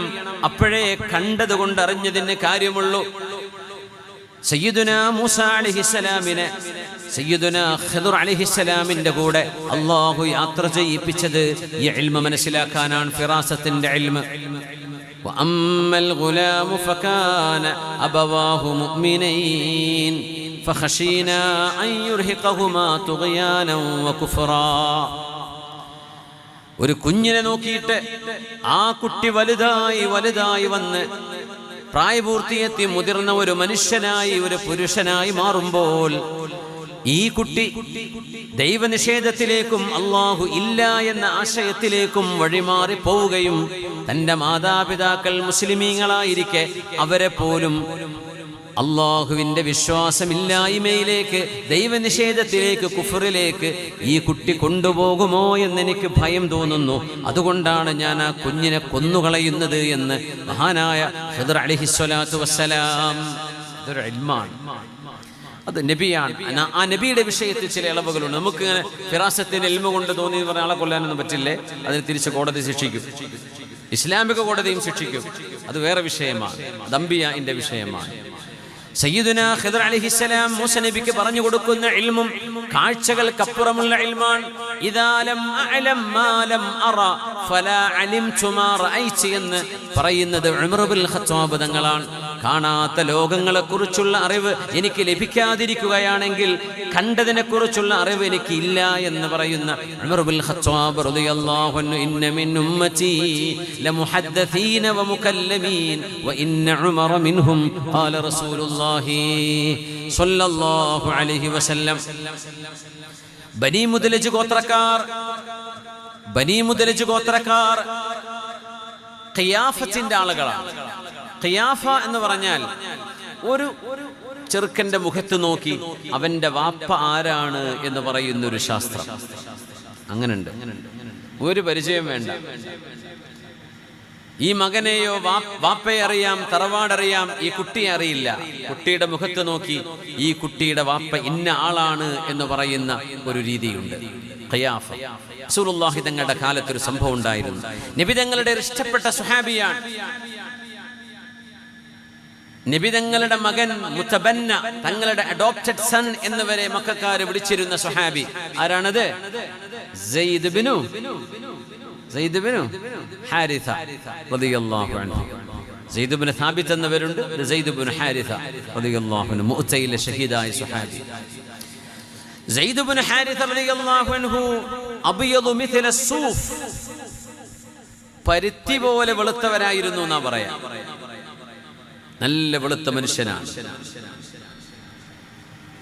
മഹാന്റെ ഒരു മകനുണ്ട്, റസൂലുള്ളാഹി തങ്ങളുടെ ഹിബ്ബ്, പുണ്യ നബി തങ്ങളുടെ മഹ്ബൂബായ സ്വഹാബി ഉസാമത്ത് ഇബ്നു സയ്യിദ് റളിയല്ലാഹു അൻഹു. കാന അസ്വദ കൽ ഫഹം, കരിക്കട്ട പോലെ കറുത്ത നിറായിരുന്നു. ആർക്ക്? ഉസാമ റളിയല്ലാഹു അൻഹു. നബി തങ്ങളുടെ ഇഷ്ടപ്പെട്ട സ്വഹാബിയ, ഞങ്ങൾക്ക് ഭയങ്കര ഇഷ്ടമാണ്. ആരുടെ മോനാ? തങ്ങളുടെ മോനെന്ന് ജനങ്ങൾ വിളിക്കുമായിരുന്ന സയ്യിദ് റളിയല്ലാഹു അൻഹുവിന്റെ മകനാണ്. വാപ്പ നല്ല വെളുത്തിട്ടും മകൻ നന്നായി കറുത്തിട്ടും. ഇപ്പൊ മുനാഫിക്കുകളിൽ ചില ആളുകൾ മദീനയിൽ ഒരു ന്യൂസ് പരത്തി, സയ്യിദിന്റെ മോൻ തന്നെയാണോ ഉസാമ?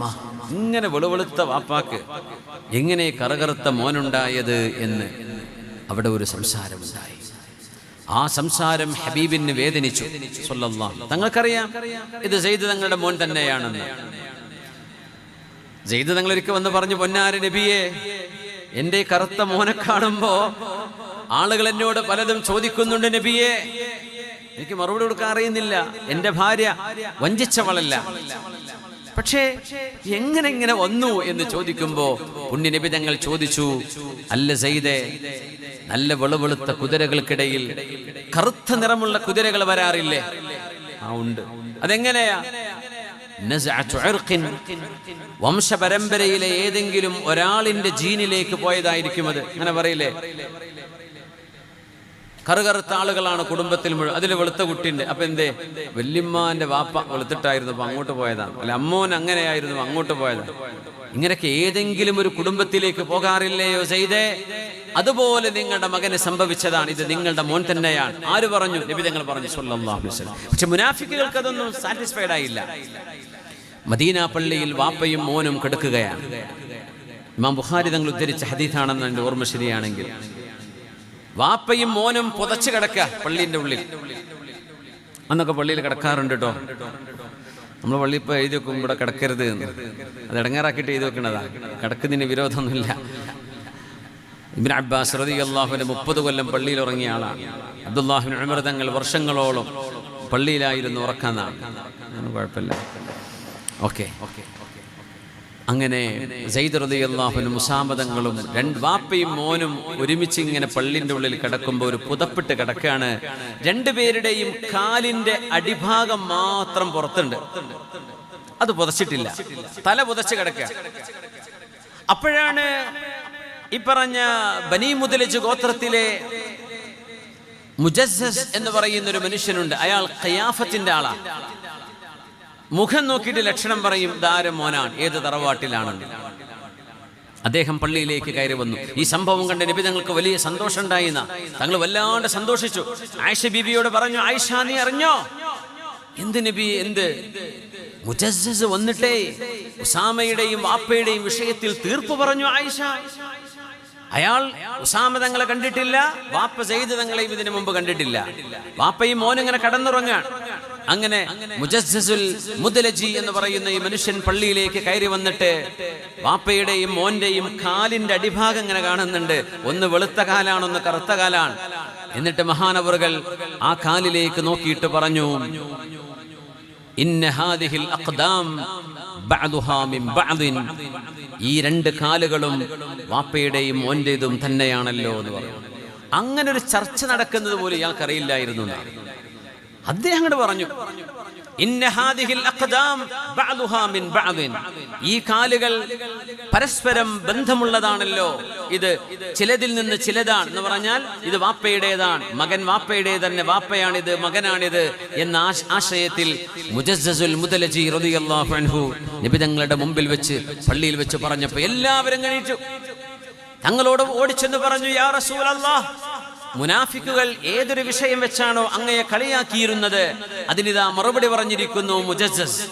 ബനി മുദലജ് ഗോത്രക്കാരങ്ങനെ അറിയപ്പെട്ട ആളുകളാണ്, അതിലെ വലിയ പ്രമാണിയാണ് മുജസ്സസ് റളിയല്ലാഹു അൻഹു. അദ്ദേഹം വന്നിട്ട് ഇങ്ങനെ സംഭവം പറഞ്ഞതിൽ മഹാനായ റസൂലുള്ളാഹി സ്വല്ലല്ലാഹു അലൈഹി വസല്ലം വല്ലാണ്ട് സന്തോഷിച്ചിട്ടുണ്ട്.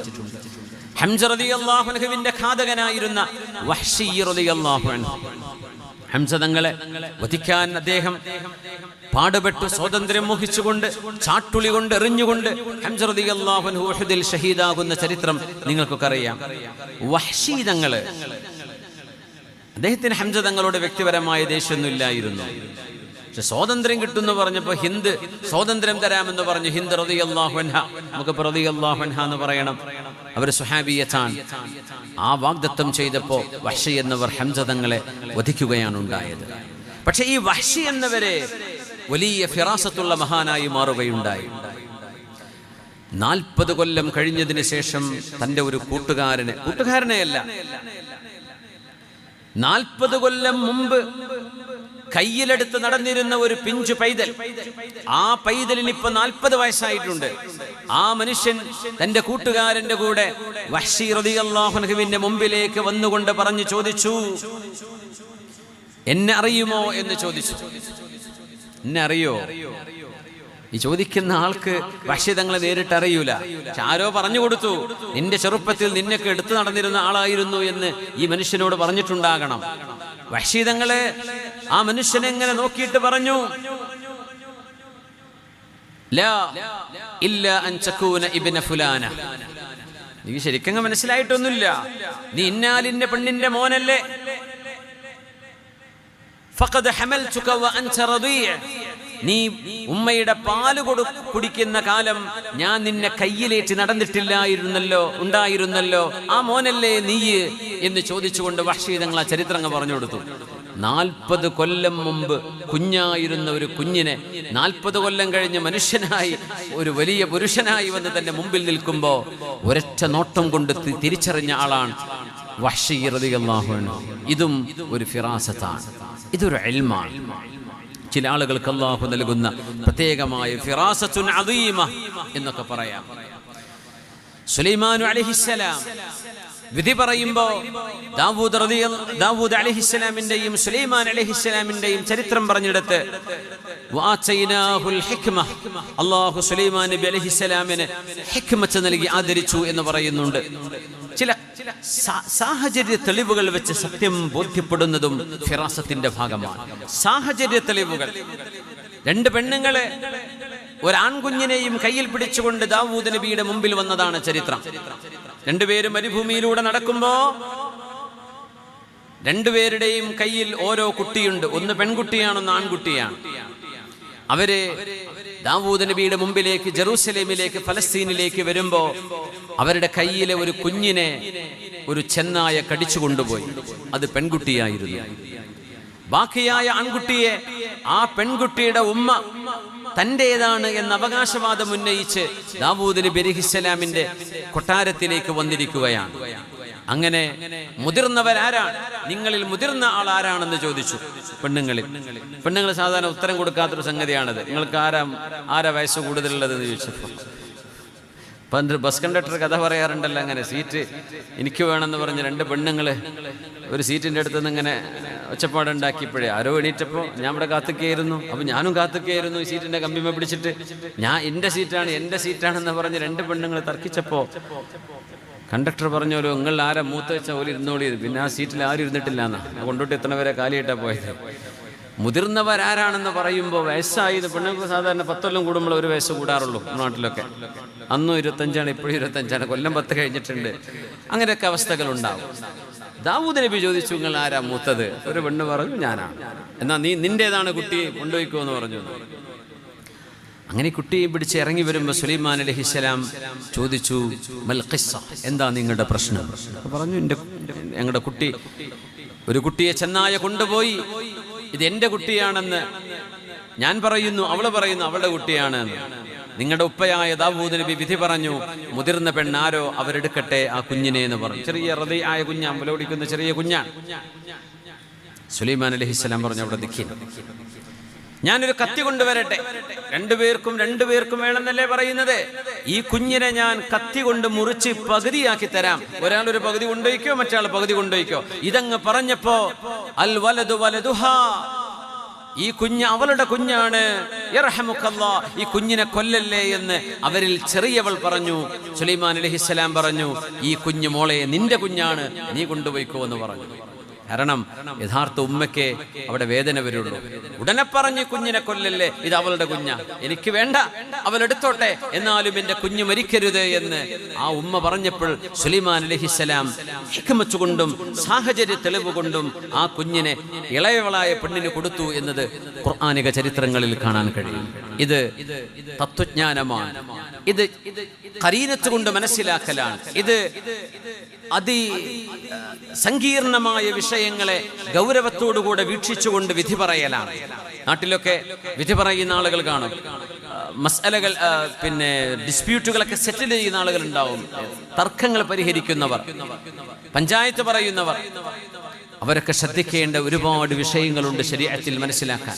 സാഹചര്യ തെളിവുകൾ കൊണ്ട് സത്യമേതാണ്, തെറ്റെവിടെയാണ്, നീതി എവിടെയാണ്, അനീതി എവിടെയാണ്, ന്യായമേതാണ്, അന്യായമേതാണ് എന്ന് മനസ്സിലാക്കാൻ കഴിയുന്ന ബുദ്ധികൂർമ്മത അതിലിടപെടുന്ന ആലിമീങ്ങൾക്കും ഉമറാക്കൾക്കും ഉണ്ടാകണം എന്ന് മഹാന്മാർ പഠിപ്പിക്കാറുണ്ട്.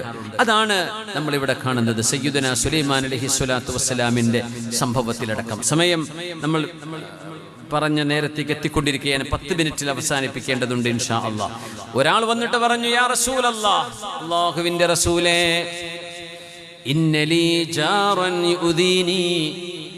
റസൂലുള്ളാഹി സ്വല്ലല്ലാഹു അലൈഹി വസല്ലം തങ്ങൾ ഹിക്മത്തിലൂടെ കാര്യങ്ങളെ പരിഹരിക്കുകയാണ്. അത് തങ്ങളുടെ ദഖാഅാണ്, തങ്ങളുടെ ഏറ്റവും വലിയ ബുദ്ധികൂർമ്മതയാണ്. ഒരാൾ വന്ന് പറഞ്ഞു, നബിയേ, എൻ്റെ അയൽവാസി എന്നെ വല്ലാതെ ബുദ്ധിമുട്ടിക്കുന്നുണ്ട് നബിയേ. തങ്ങൾ എന്താ മറുപടി പറഞ്ഞെന്നറിയോ? നീ പോയിട്ട് നിന്റെ വീട്ടിലെ സർവ്വ ഫർണിച്ചറും പാത്രങ്ങളും പായയും കിടക്കയും ഒക്കെ വഴിയിലേക്ക് വലിച്ചിട്. ഞാൻ അദ്ദേഹം വീട്ടിൽ ചെന്നു, എല്ലാ സാധനങ്ങളും വഴിയിലേക്ക് വലിച്ചിട്ടു. അപ്പൊ ആളുകളൊക്കെ ചോദിക്കാൻ തുടങ്ങി, എന്തേ? എന്റെ അയൽവാസി ബുദ്ധിമുട്ടാക്കിയപ്പോ പുണ്യനബിയോട് ഞാൻ പരാതി പറഞ്ഞപ്പോ നബി തങ്ങൾ എന്നോട് ഇങ്ങനെ ചെയ്യാൻ വേണ്ടി പറഞ്ഞു. അപ്പൊ എല്ലാവരും അറിഞ്ഞു, ഇതേതോ ഈ മനുഷ്യൻ തന്റെ അയൽവാസിയെ കുറിച്ച് പരാതി പറയുന്ന വിഷയം നാട്ടുകാർ മുഴുവൻ അറിയുകയാണ്. എല്ലാവരും പറഞ്ഞു, ചങ്ങാതി, നിന്റെ ഉപദ്രവം കൊണ്ടല്ലേ ഇയാൾ ഇങ്ങനെ ആവുന്നത്, നീ ഉപദ്രവിച്ചത് കൊണ്ടല്ലേ ഇയാൾക്ക് വീട്ടിൽ നിൽക്കാൻ പറ്റാത്തത് എന്ന് പറഞ്ഞ് ആളുകൾ ഇടപെട്ടപ്പോ ഈ അയൽവാസി പറഞ്ഞു, വീട്ടിലേക്ക് സാധനങ്ങളൊക്കെ കയറ്റി വെച്ചോ, ലാ ഊദീക അബദാ, ഞാൻ ഒരിക്കലും ഇനി നിന്നെ പ്രയാസപ്പെടുത്തില്ല എന്ന് അയൽവാസി മറുപടി പറയുകയും അവരുടെ പ്രശ്നം പരിഹരിക്കപ്പെടുകയും ചെയ്തുവെന്ന് പരിശുദ്ധ ഹദീസിൽ കാണാൻ കഴിയും. ഇതൊരു ഹിക്മത്താണ്. ഒരു വിഷയത്തെ വളരെ വ്യക്തമായും യുക്തിഭദ്രമായും കോൺഫിഡൻഷ്യലായിട്ടും പുണ്യനബി സല്ലല്ലാഹു അലൈഹി വസല്ലം തങ്ങൾ ഹാൻഡിൽ ചെയ്തതിന്റെ ഉദാഹരണമാണിത്. അതിന്റെ മറ്റൊരു വശമാണ് മആരീദ് എന്ന് പറയുന്നത്. മആരീദ് എന്ന് പറഞ്ഞാൽ ദ്വയാർത്ഥമുള്ള കാര്യങ്ങൾ പറയുകയും പ്രശ്നങ്ങളെ സുരക്ഷിതമാക്കുകയും ചെയ്യുന്ന രീതിയാണ്. തങ്ങൾ യുദ്ധത്തിന് പോവുകയാണ് സല്ലല്ലാഹു അലൈഹി വസല്ലം. അപ്പൊ അവിടെ ശത്രുക്കളുണ്ട് പോകുന്ന വഴിയിൽ. അവര് ചോദിച്ചു, മനിൽ ഖൗം, ആരാണ് നിങ്ങൾ എന്ന് പറഞ്ഞാൽ നിങ്ങൾ മക്കക്കാരാണോ മദീനക്കാരാണോ മുസ്ലിമീങ്ങളാണോ ആരാണ് എന്നാണ് ഈ ചോദിക്കുന്നത്. തങ്ങൾ പറഞ്ഞു, നഹ്നു മിൻ മാ, ഞങ്ങൾ വെള്ളത്തിൽ നിന്ന് ഉണ്ടായവരാണ്. ശുദ്ധ ഖുർആൻ പറയുന്നു, വജഅൽനാ മിനൽ മാഇ കുല്ല ശൈഇൻ ഹൈ അഫലാ യുഅ്മിനൂൻ. സൂറത്തുൽ അംബിയ. എല്ലാ ജീവികളെയും നമ്മൾ ജലത്തിൽ നിന്നാണ് സൃഷ്ടിച്ചത്. അപ്പൊ ഞങ്ങൾ ജലത്തിൽ നിന്നുള്ളവരാണ്. അതൊരു മആരീദാണ്. അപ്പോ ആരാണ് ഒരു ആർമിക്ക്, ഒരു സൈന്യത്തിന് അതിന്റെ കോൺഫിഡൻഷ്യാലിറ്റി കീപ്പ് ചെയ്യണം. ഞങ്ങൾ ആരാണ് എന്ന് അവർക്ക് വെളിവാക്കി കൊടുത്താൽ അപകടങ്ങൾ ഉണ്ടാകും. അതുകൊണ്ട് നഹ്നു മിൻ മാ, എന്നാൽ അത് നുണയാണോ? അല്ലതാനും. നഹ്നു മിൻ മാ കേട്ടവർ വിചാരിച്ചു മാ എന്ന് പറയുന്ന വല്ല ഗോത്രം ഉണ്ടായിരിക്കുന്നവരെ വിചാരിച്ചു കാണും. പുണ്യനബി തങ്ങളും സഹാബികളും സുരക്ഷിതരായി കടന്നുപോയി എന്നാണ് ചരിത്രം. മഹാനായ സിദ്ദീഖ് റളിയല്ലാഹു അൻഹു ഹബീബിന്റെ കൂടെ മദീനയിലേക്ക് യാത്ര പോകുമ്പോൾ, ഹിജ്റ പോകുമ്പോൾ ഹബീബായ നബി തങ്ങളെ കുറിച്ച് ചോദിച്ചു, മൻ ഹാദാ, ആരാണിത് എന്ന് ചോദിച്ചു. സിദ്ദീഖ് തങ്ങൾ ബാക്കിലാണപ്പോ, നബി തങ്ങൾ മുമ്പിലാണ്. അവൻ സിദ്ദീഖ് തങ്ങൾ പറഞ്ഞ മറുപടിയുണ്ട്, ഹാദിൻ യദുല്ലുനി അല ത്വരീഖ്, എനിക്ക് വഴി കാണിച്ചു തരുന്ന ആളാണിത്. ഇത് നബിയാണ് എന്ന് പറഞ്ഞാൽ അപകടമാണ്. എനിക്ക് വഴി കാണിച്ചു തരുന്ന ആളാണ്. എവിടേക്കുള്ള വഴി? സ്വർഗത്തിലേക്കുള്ള വഴി എന്നാണ് സിദ്ദീഖ് എന്നവർ ഉദ്ദേശിച്ചത്. പുണ്യനബി ഞങ്ങൾക്ക് അപകടം പറ്റാതിരിക്കാൻ ഹിക്മത്ത് ഉപയോഗിച്ചു സിദ്ദീഖ് റളിയല്ലാഹു അൻഹു. ഒരു മുഅ്മിൻ അങ്ങനെയാണ്. ഒരു മുഅ്മിൻ സുരക്ഷിതത്വം ഉറപ്പുവരുത്തുന്നവരാണ്. ആരെയും അപായപ്പെടുത്തുന്നവരല്ല. അതിനുവേണ്ടി യുക്തിഭദ്രമായ കാര്യങ്ങളെ കൈകാര്യം ചെയ്യുന്നത് ഫിറാസത്തിന്റെ ഇൽമിൽ ആലിമീങ്ങൾ ചർച്ച ചെയ്യുന്ന വിഷയമാണ്. മഹാനായ റസൂലുള്ളാഹി തങ്ങളുടെയും സ്വഹാബത്തിന്റെയും ഒരുപാട് ചരിത്രങ്ങളുണ്ട്. കൗതുകമേറിയ അബ്ബാസികളുടെയും അമവി ഭരണാധികാരികളുടെയും കാലഘട്ടങ്ങളിലെ സംഭവങ്ങളും വേറെയുണ്ട്. ഖലീഫ മൻസൂർ, അദ്ദേഹത്തിന്റെ മുമ്പിൽ ഒരാൾ വന്നിട്ട് പറഞ്ഞു, അദ്ദേഹം കച്ചവടത്തിന് പോയപ്പോ അദ്ദേഹത്തിന്റെ സമ്പത്ത് തന്റെ ഭാര്യയുടെ കയ്യിൽ ഏൽപ്പിച്ചു.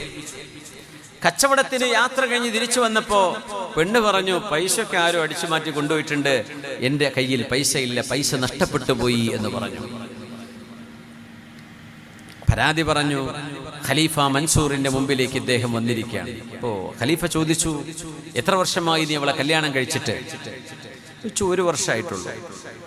അവള് സയ്യിബാണോ ബിഖറാണോ? മുമ്പൊരു കല്യാണം കഴിഞ്ഞ പെണ്ണാണോ അതല്ല കന്യകയായിരുന്ന പെണ്ണായിരുന്നോ? അപ്പൊ പറഞ്ഞു അവൾ സയ്യിബാൻ. പറഞ്ഞ വേറൊരു ഭർത്താവിന്റെ കൂടെ ജീവിച്ച് തൊലാഖ് ചൊല്ലപ്പെട്ട് പോന്നവളാണ്. ആ പഴയ ഭർത്താവിന് ഇവളിൽ മക്കളുണ്ടോ എന്ന് ചോദിച്ചു. മക്കളൊന്നുമില്ല എന്ന് പറഞ്ഞു. ഖലീഫ മൻസൂറിന്റെ അദ്ദേഹം ബുദ്ധികൂർമ്മതയുള്ള ഭരണാധികാരിയാണ്. മുഅ്തസിം ബില്ല അങ്ങനെയാണ്, വാസിഖ് ബില്ല അങ്ങനെയാണ്, ഹാറൂൻ റഷീദ് അങ്ങനെയായിരുന്നു. ഇങ്ങനെ ഖലീഫ മൻസൂറിന് തോന്നി ഈ പൈസ പോകാൻ ഇടയുള്ളത് എവിടേക്കായിരിക്കും. ഈ പരാതി പറഞ്ഞ ഭർത്താവിന്റെ കയ്യിൽ വിലയേറിയ ഒരു അത്തർ ഖലീഫ മൻസൂർ കൊടുക്കുകയാണ്. നല്ല ഒരു അത്തറിന്റെ കുപ്പി, നല്ല ഒറിജിനൽ അത്തറൊക്കെ ആണെങ്കിൽ ഇപ്പോൾ ബഷീർ ഖാൻ്റെ അടുത്തുണ്ടാവും.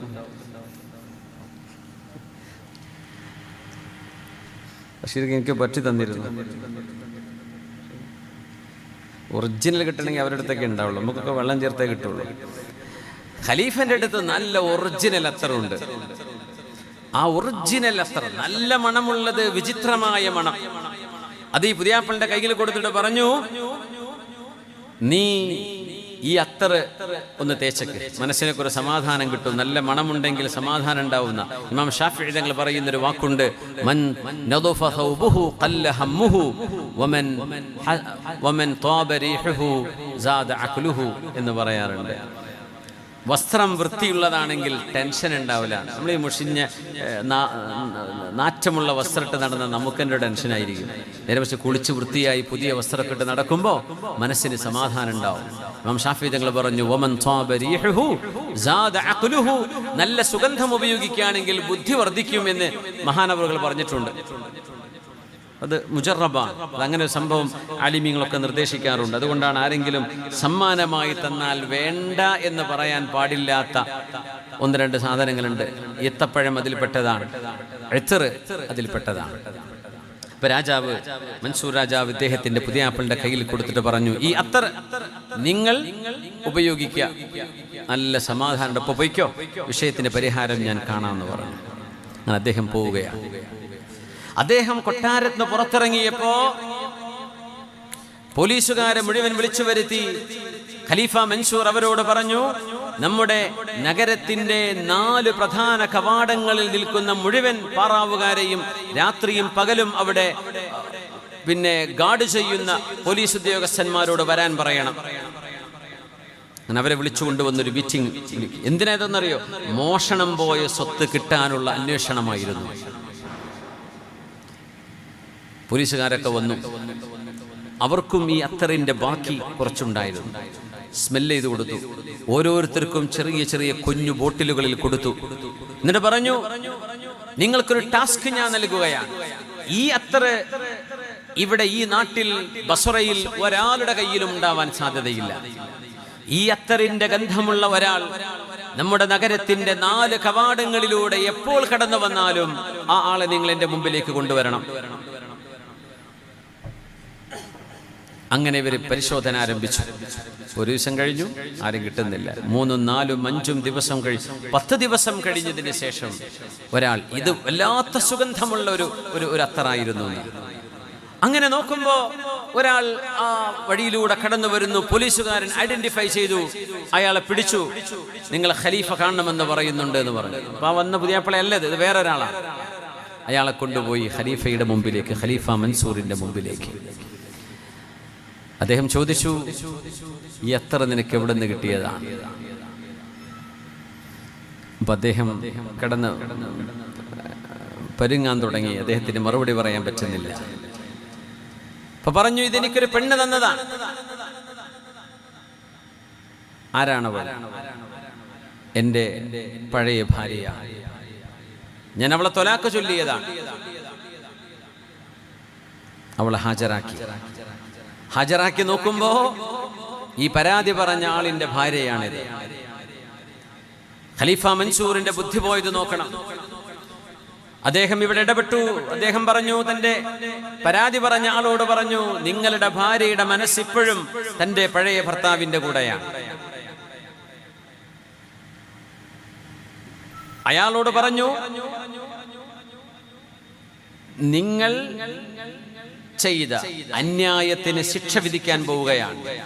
ആ ശിക്ഷയിൽ നിന്ന് നിങ്ങൾക്ക് മോചനം വേണമെങ്കിൽ എത്ര കാശാണോ നിങ്ങളുടെ കയ്യിൽ ഇവൾ കൊണ്ടുവന്നതെന്നത് ആ പൈസ മുഴുവൻ ഇവിടെ വെച്ചേക്കണം, അല്ലെങ്കിൽ നിങ്ങൾക്ക് ശിക്ഷയാണ്. ഇയാളുടെ പൈസ നഷ്ടപ്പെട്ടു പോയിട്ടുണ്ട്. ആ കാശ് ഈ പെണ്ണ് തന്റെ പഴയ ഭർത്താവിന് തൊലാഖ് ചൊല്ലിക്കഴിഞ്ഞ തന്റെ ഭർത്താവിന് തന്നെ കൊണ്ടുപോയി കൊടുത്തതായിരുന്നുവെന്ന് ഖലീഫ മൻസൂർ കണ്ടെത്തുകയാണ്. ഭരണാധികാരികളുടെ ബുദ്ധികൂർമ്മത വലുതായിരുന്നുവെന്ന്, അവരുടെ ഇടപെടലിന്റെ സൂക്ഷ്മജ്ഞാനത്തിന്റെ അല്ലെങ്കിൽ അവരുടെ നിരീക്ഷണത്തിന്റെ മൂർച്ച വളരെ വലുതായിരുന്നു. ഇയാളെ പൈസയൊക്കെ കൊണ്ടുപോയി കൊടുത്തു. എന്നിട്ട് പുതിയാപ്പിളയോട് പറഞ്ഞു, നിങ്ങളുടെ കാശ് ഞാൻ തിരിച്ചു തന്നു, ഇനി നിങ്ങളുടെ കുടുംബത്തിൽ എനിക്ക് ഇടപെടാൻ അവസരമുണ്ടാക്കി തരണം എന്ന് പറഞ്ഞിട്ട് പറഞ്ഞു, നിങ്ങൾ ഈ പെണ്ണിനെ തൊലാക്ക് ചൊല്ലുകയാണെങ്കിൽ ഇവളുടെ ആദ്യ ഭർത്താവിലേക്ക് അവൾക്ക് തിരിച്ചു പോകാൻ പറ്റും. കാരണം അവളുടെ മനസ്സിൽ അയാളോട് ഇപ്പോഴും പ്രേമമാണ്, ഇഷ്ടമാണ്. അതുകൊണ്ട് തൻ്റെ ആദ്യ ഭർത്താവിലേക്ക് തിരിച്ചു പോകണമെന്ന് അവർ ആഗ്രഹിക്കുന്നുണ്ട്. അതുകൊണ്ടാണ് നിങ്ങളുടെ സാധനങ്ങൾ മോഷ്ടിക്കപ്പെടുന്നത്. ഞാൻ നിങ്ങൾക്ക് തന്ന അത്ര കുപ്പി പോലും അവൾ തൻ്റെ ആദ്യത്തെ ഭർത്താവിന് കൊണ്ടുപോയി കൊടുത്തില്ലേ? അങ്ങനെ സമ്മതത്തോടുകൂടെ അവളെ തൊലാക്ക് ചൊല്ലുകയും തൻ്റെ ആദ്യ ഭർത്താവിലേക്ക് അവൾ തിരിച്ചു പോവുകയും ചെയ്തത് നമ്മുടെ പണ്ഡിതന്മാർ കിതാബുകൾ രേഖപ്പെടുത്തി വെച്ചിട്ടുണ്ട്. ഇത് ഖലീഫ മൻസൂറിന്റെ ഒരു ഫിറാസത്തായിരുന്നു. എങ്ങനെ ഇത് കണ്ടെത്തിയെന്നത്, എത്രയോ കൊലപാതകങ്ങളും മോഷണങ്ങളും ഇതുപോലെ തെളിയിക്കപ്പെട്ട സംഭവങ്ങൾ നമ്മുടെ കിതാബുകളിൽ കാണാൻ കഴിയും. സമയം അധികരിച്ചതുകൊണ്ട് ഞാൻ അവസാനിപ്പിക്കുകയാണ്, വൈൻഡപ്പ് ചെയ്യുകയാണ്. മഹാനായ റസൂലുള്ളാഹി സ്വല്ലല്ലാഹു അലൈഹി വസല്ലം തങ്ങളുടെ അസ്ഹാബുകളും അവിടുത്തെ താബിഈങ്ങളും കൈവരിച്ച ഈ ഒരു മഹത്വത്തിന്റെ ആകത്തുകയെ വിശുദ്ധ ഖുർആനിൽ ഒരു ആയത്ത് കൊണ്ട് നമുക്ക് വ്യാഖ്യാനിക്കാം. വമല്ലം യജ്അലില്ലാഹു ലഹു നൂറാ ومن لم يجعل الله له نورا فما له من نور. അല്ലാഹു ഒരാൾക്ക് പ്രകാശം നൽകിയില്ല എങ്കിൽ ആ മനുഷ്യന് പ്രകാശം ഒന്നുമേ ലഭിക്കുകയില്ല. ഇതൊരു പ്രകാശമാണ്, അല്ലാഹു നൽകുന്ന പ്രകാശമാണ്. മഹാനായ ശിഹാബ് ബിൻ ശുജാഉൽ ഖർമാനി റഹ്മത്തുള്ളാഹി അലൈഹി പറയുമായിരുന്നു, ലാ തുഖ്തിഉ ലഹു ഫിറാസ. അദ്ദേഹം കൃത്യമായ ഫിറാസത്തുള്ള മുഖലക്ഷണമുള്ള മഹാനായിരുന്നു. മൻ അമ്മറ ളാഹിറഹു ബിത്തിബാഇസ് സുന്നഹ്. ഹബീബായ നബി തങ്ങളുടെ സുന്നത്ത് അനുസരിച്ച് ഒരാൾ തന്റെ പ്രത്യക്ഷമായ കാര്യങ്ങളെ ക്ലിയർ ചെയ്യുകയും വബാതിനഹു ബിദവാമിൽ മുറാഖബ, തന്റെ രഹസ്യമായ ജീവിതം അല്ലാഹു എന്നെ കാണുന്നുണ്ട് എന്ന മുറാഖബത്തിന്റെ ബോധത്തിൽ തന്റെ ആന്തരിക സ്വഭാവങ്ങളെ നന്നാക്കുകയും ചെയ്താൽ വകഫ നഫ്സഹു അനിശ് ശഹവാത്ത്, ശരീരം ആഗ്രഹിക്കുന്ന എന്നാൽ അല്ലാഹു ഇഷ്ടപ്പെടാത്ത ശഹവത്തുകളിൽ നിന്ന് ശരീരത്തെ ഒരാൾ നിയന്ത്രിക്കുകയും ചെയ്താൽ വഅകലൽ ഹലാൽ, ഹറാം തിന്നാതെ ഹലാലിന്റെ സമ്പാദ്യം മാത്രം സ്വീകരിക്കുകയും ചെയ്താൽ ലം തുഖ്തി ലഹു ഫിറാസ, അവരുടെ മുഖലക്ഷണം കൃത്യമായിരിക്കും, അവരുടെ മുഖലക്ഷണം ശരിയായിരിക്കും. അതുകൊണ്ട് മഹാന്മാർ പറയും, ഇതിനാദ്യം വേണ്ടത് ഗള്ളുൽ ബസ്വരി അനിൽ മുഹറമാത്ത്, കണ്ണുകളെ ഹറാമിൽ നിന്ന് സൂക്ഷിക്കലാണ്.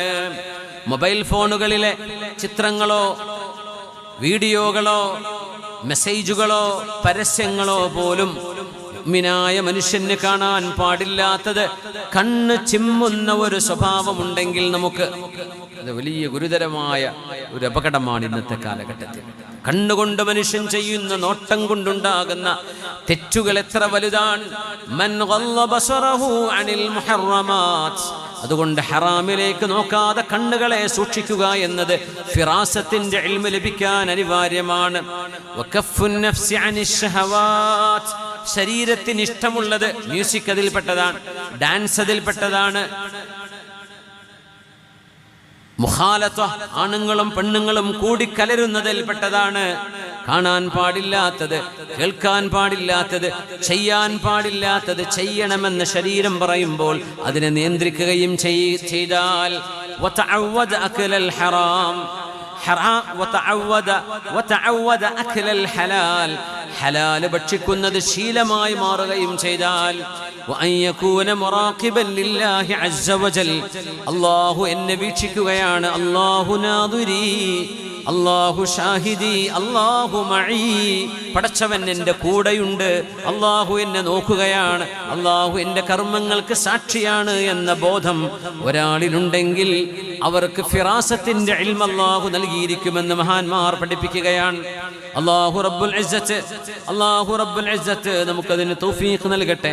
അല്ലാഹുവിനെ ഭയപ്പെട്ട് അവനനുസരിച്ച് ജീവിക്കുന്ന സജ്ജനങ്ങളായി അല്ലാഹു നമ്മെ മാറ്റിത്തരട്ടെ. ആമീൻ യാ റബ്ബൽ ആലമീൻ.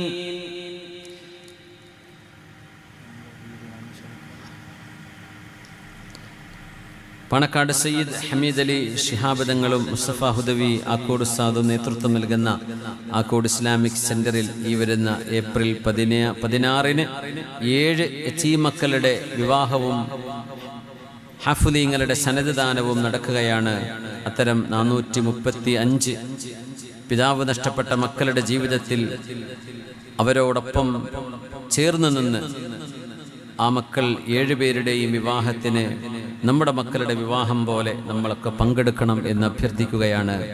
യതീമിനെ സംരക്ഷിക്കുന്നതും അവരെ സന്തോഷിപ്പിക്കുന്നതും അല്ലാഹുവിൻ്റെ റസൂൽ ഏറെ ഇഷ്ടപ്പെട്ട കാര്യമാണ്. അതുകൊണ്ട് എല്ലാവരും നമ്മുടെ സമാപന പരിപാടി വിജയിപ്പിക്കണമെന്ന് സംഘാടകർക്ക് വേണ്ടി അഭ്യർത്ഥിക്കുകയാണ്. അൽഹംദുലില്ലാഹി റബ്ബിൽ ആലമീൻ ഹംദൻ കസീറൻ ത്വയ്യിബൻ മുബാറകൻ ഫീഹി അലാ കുല്ലി ഹാൽ.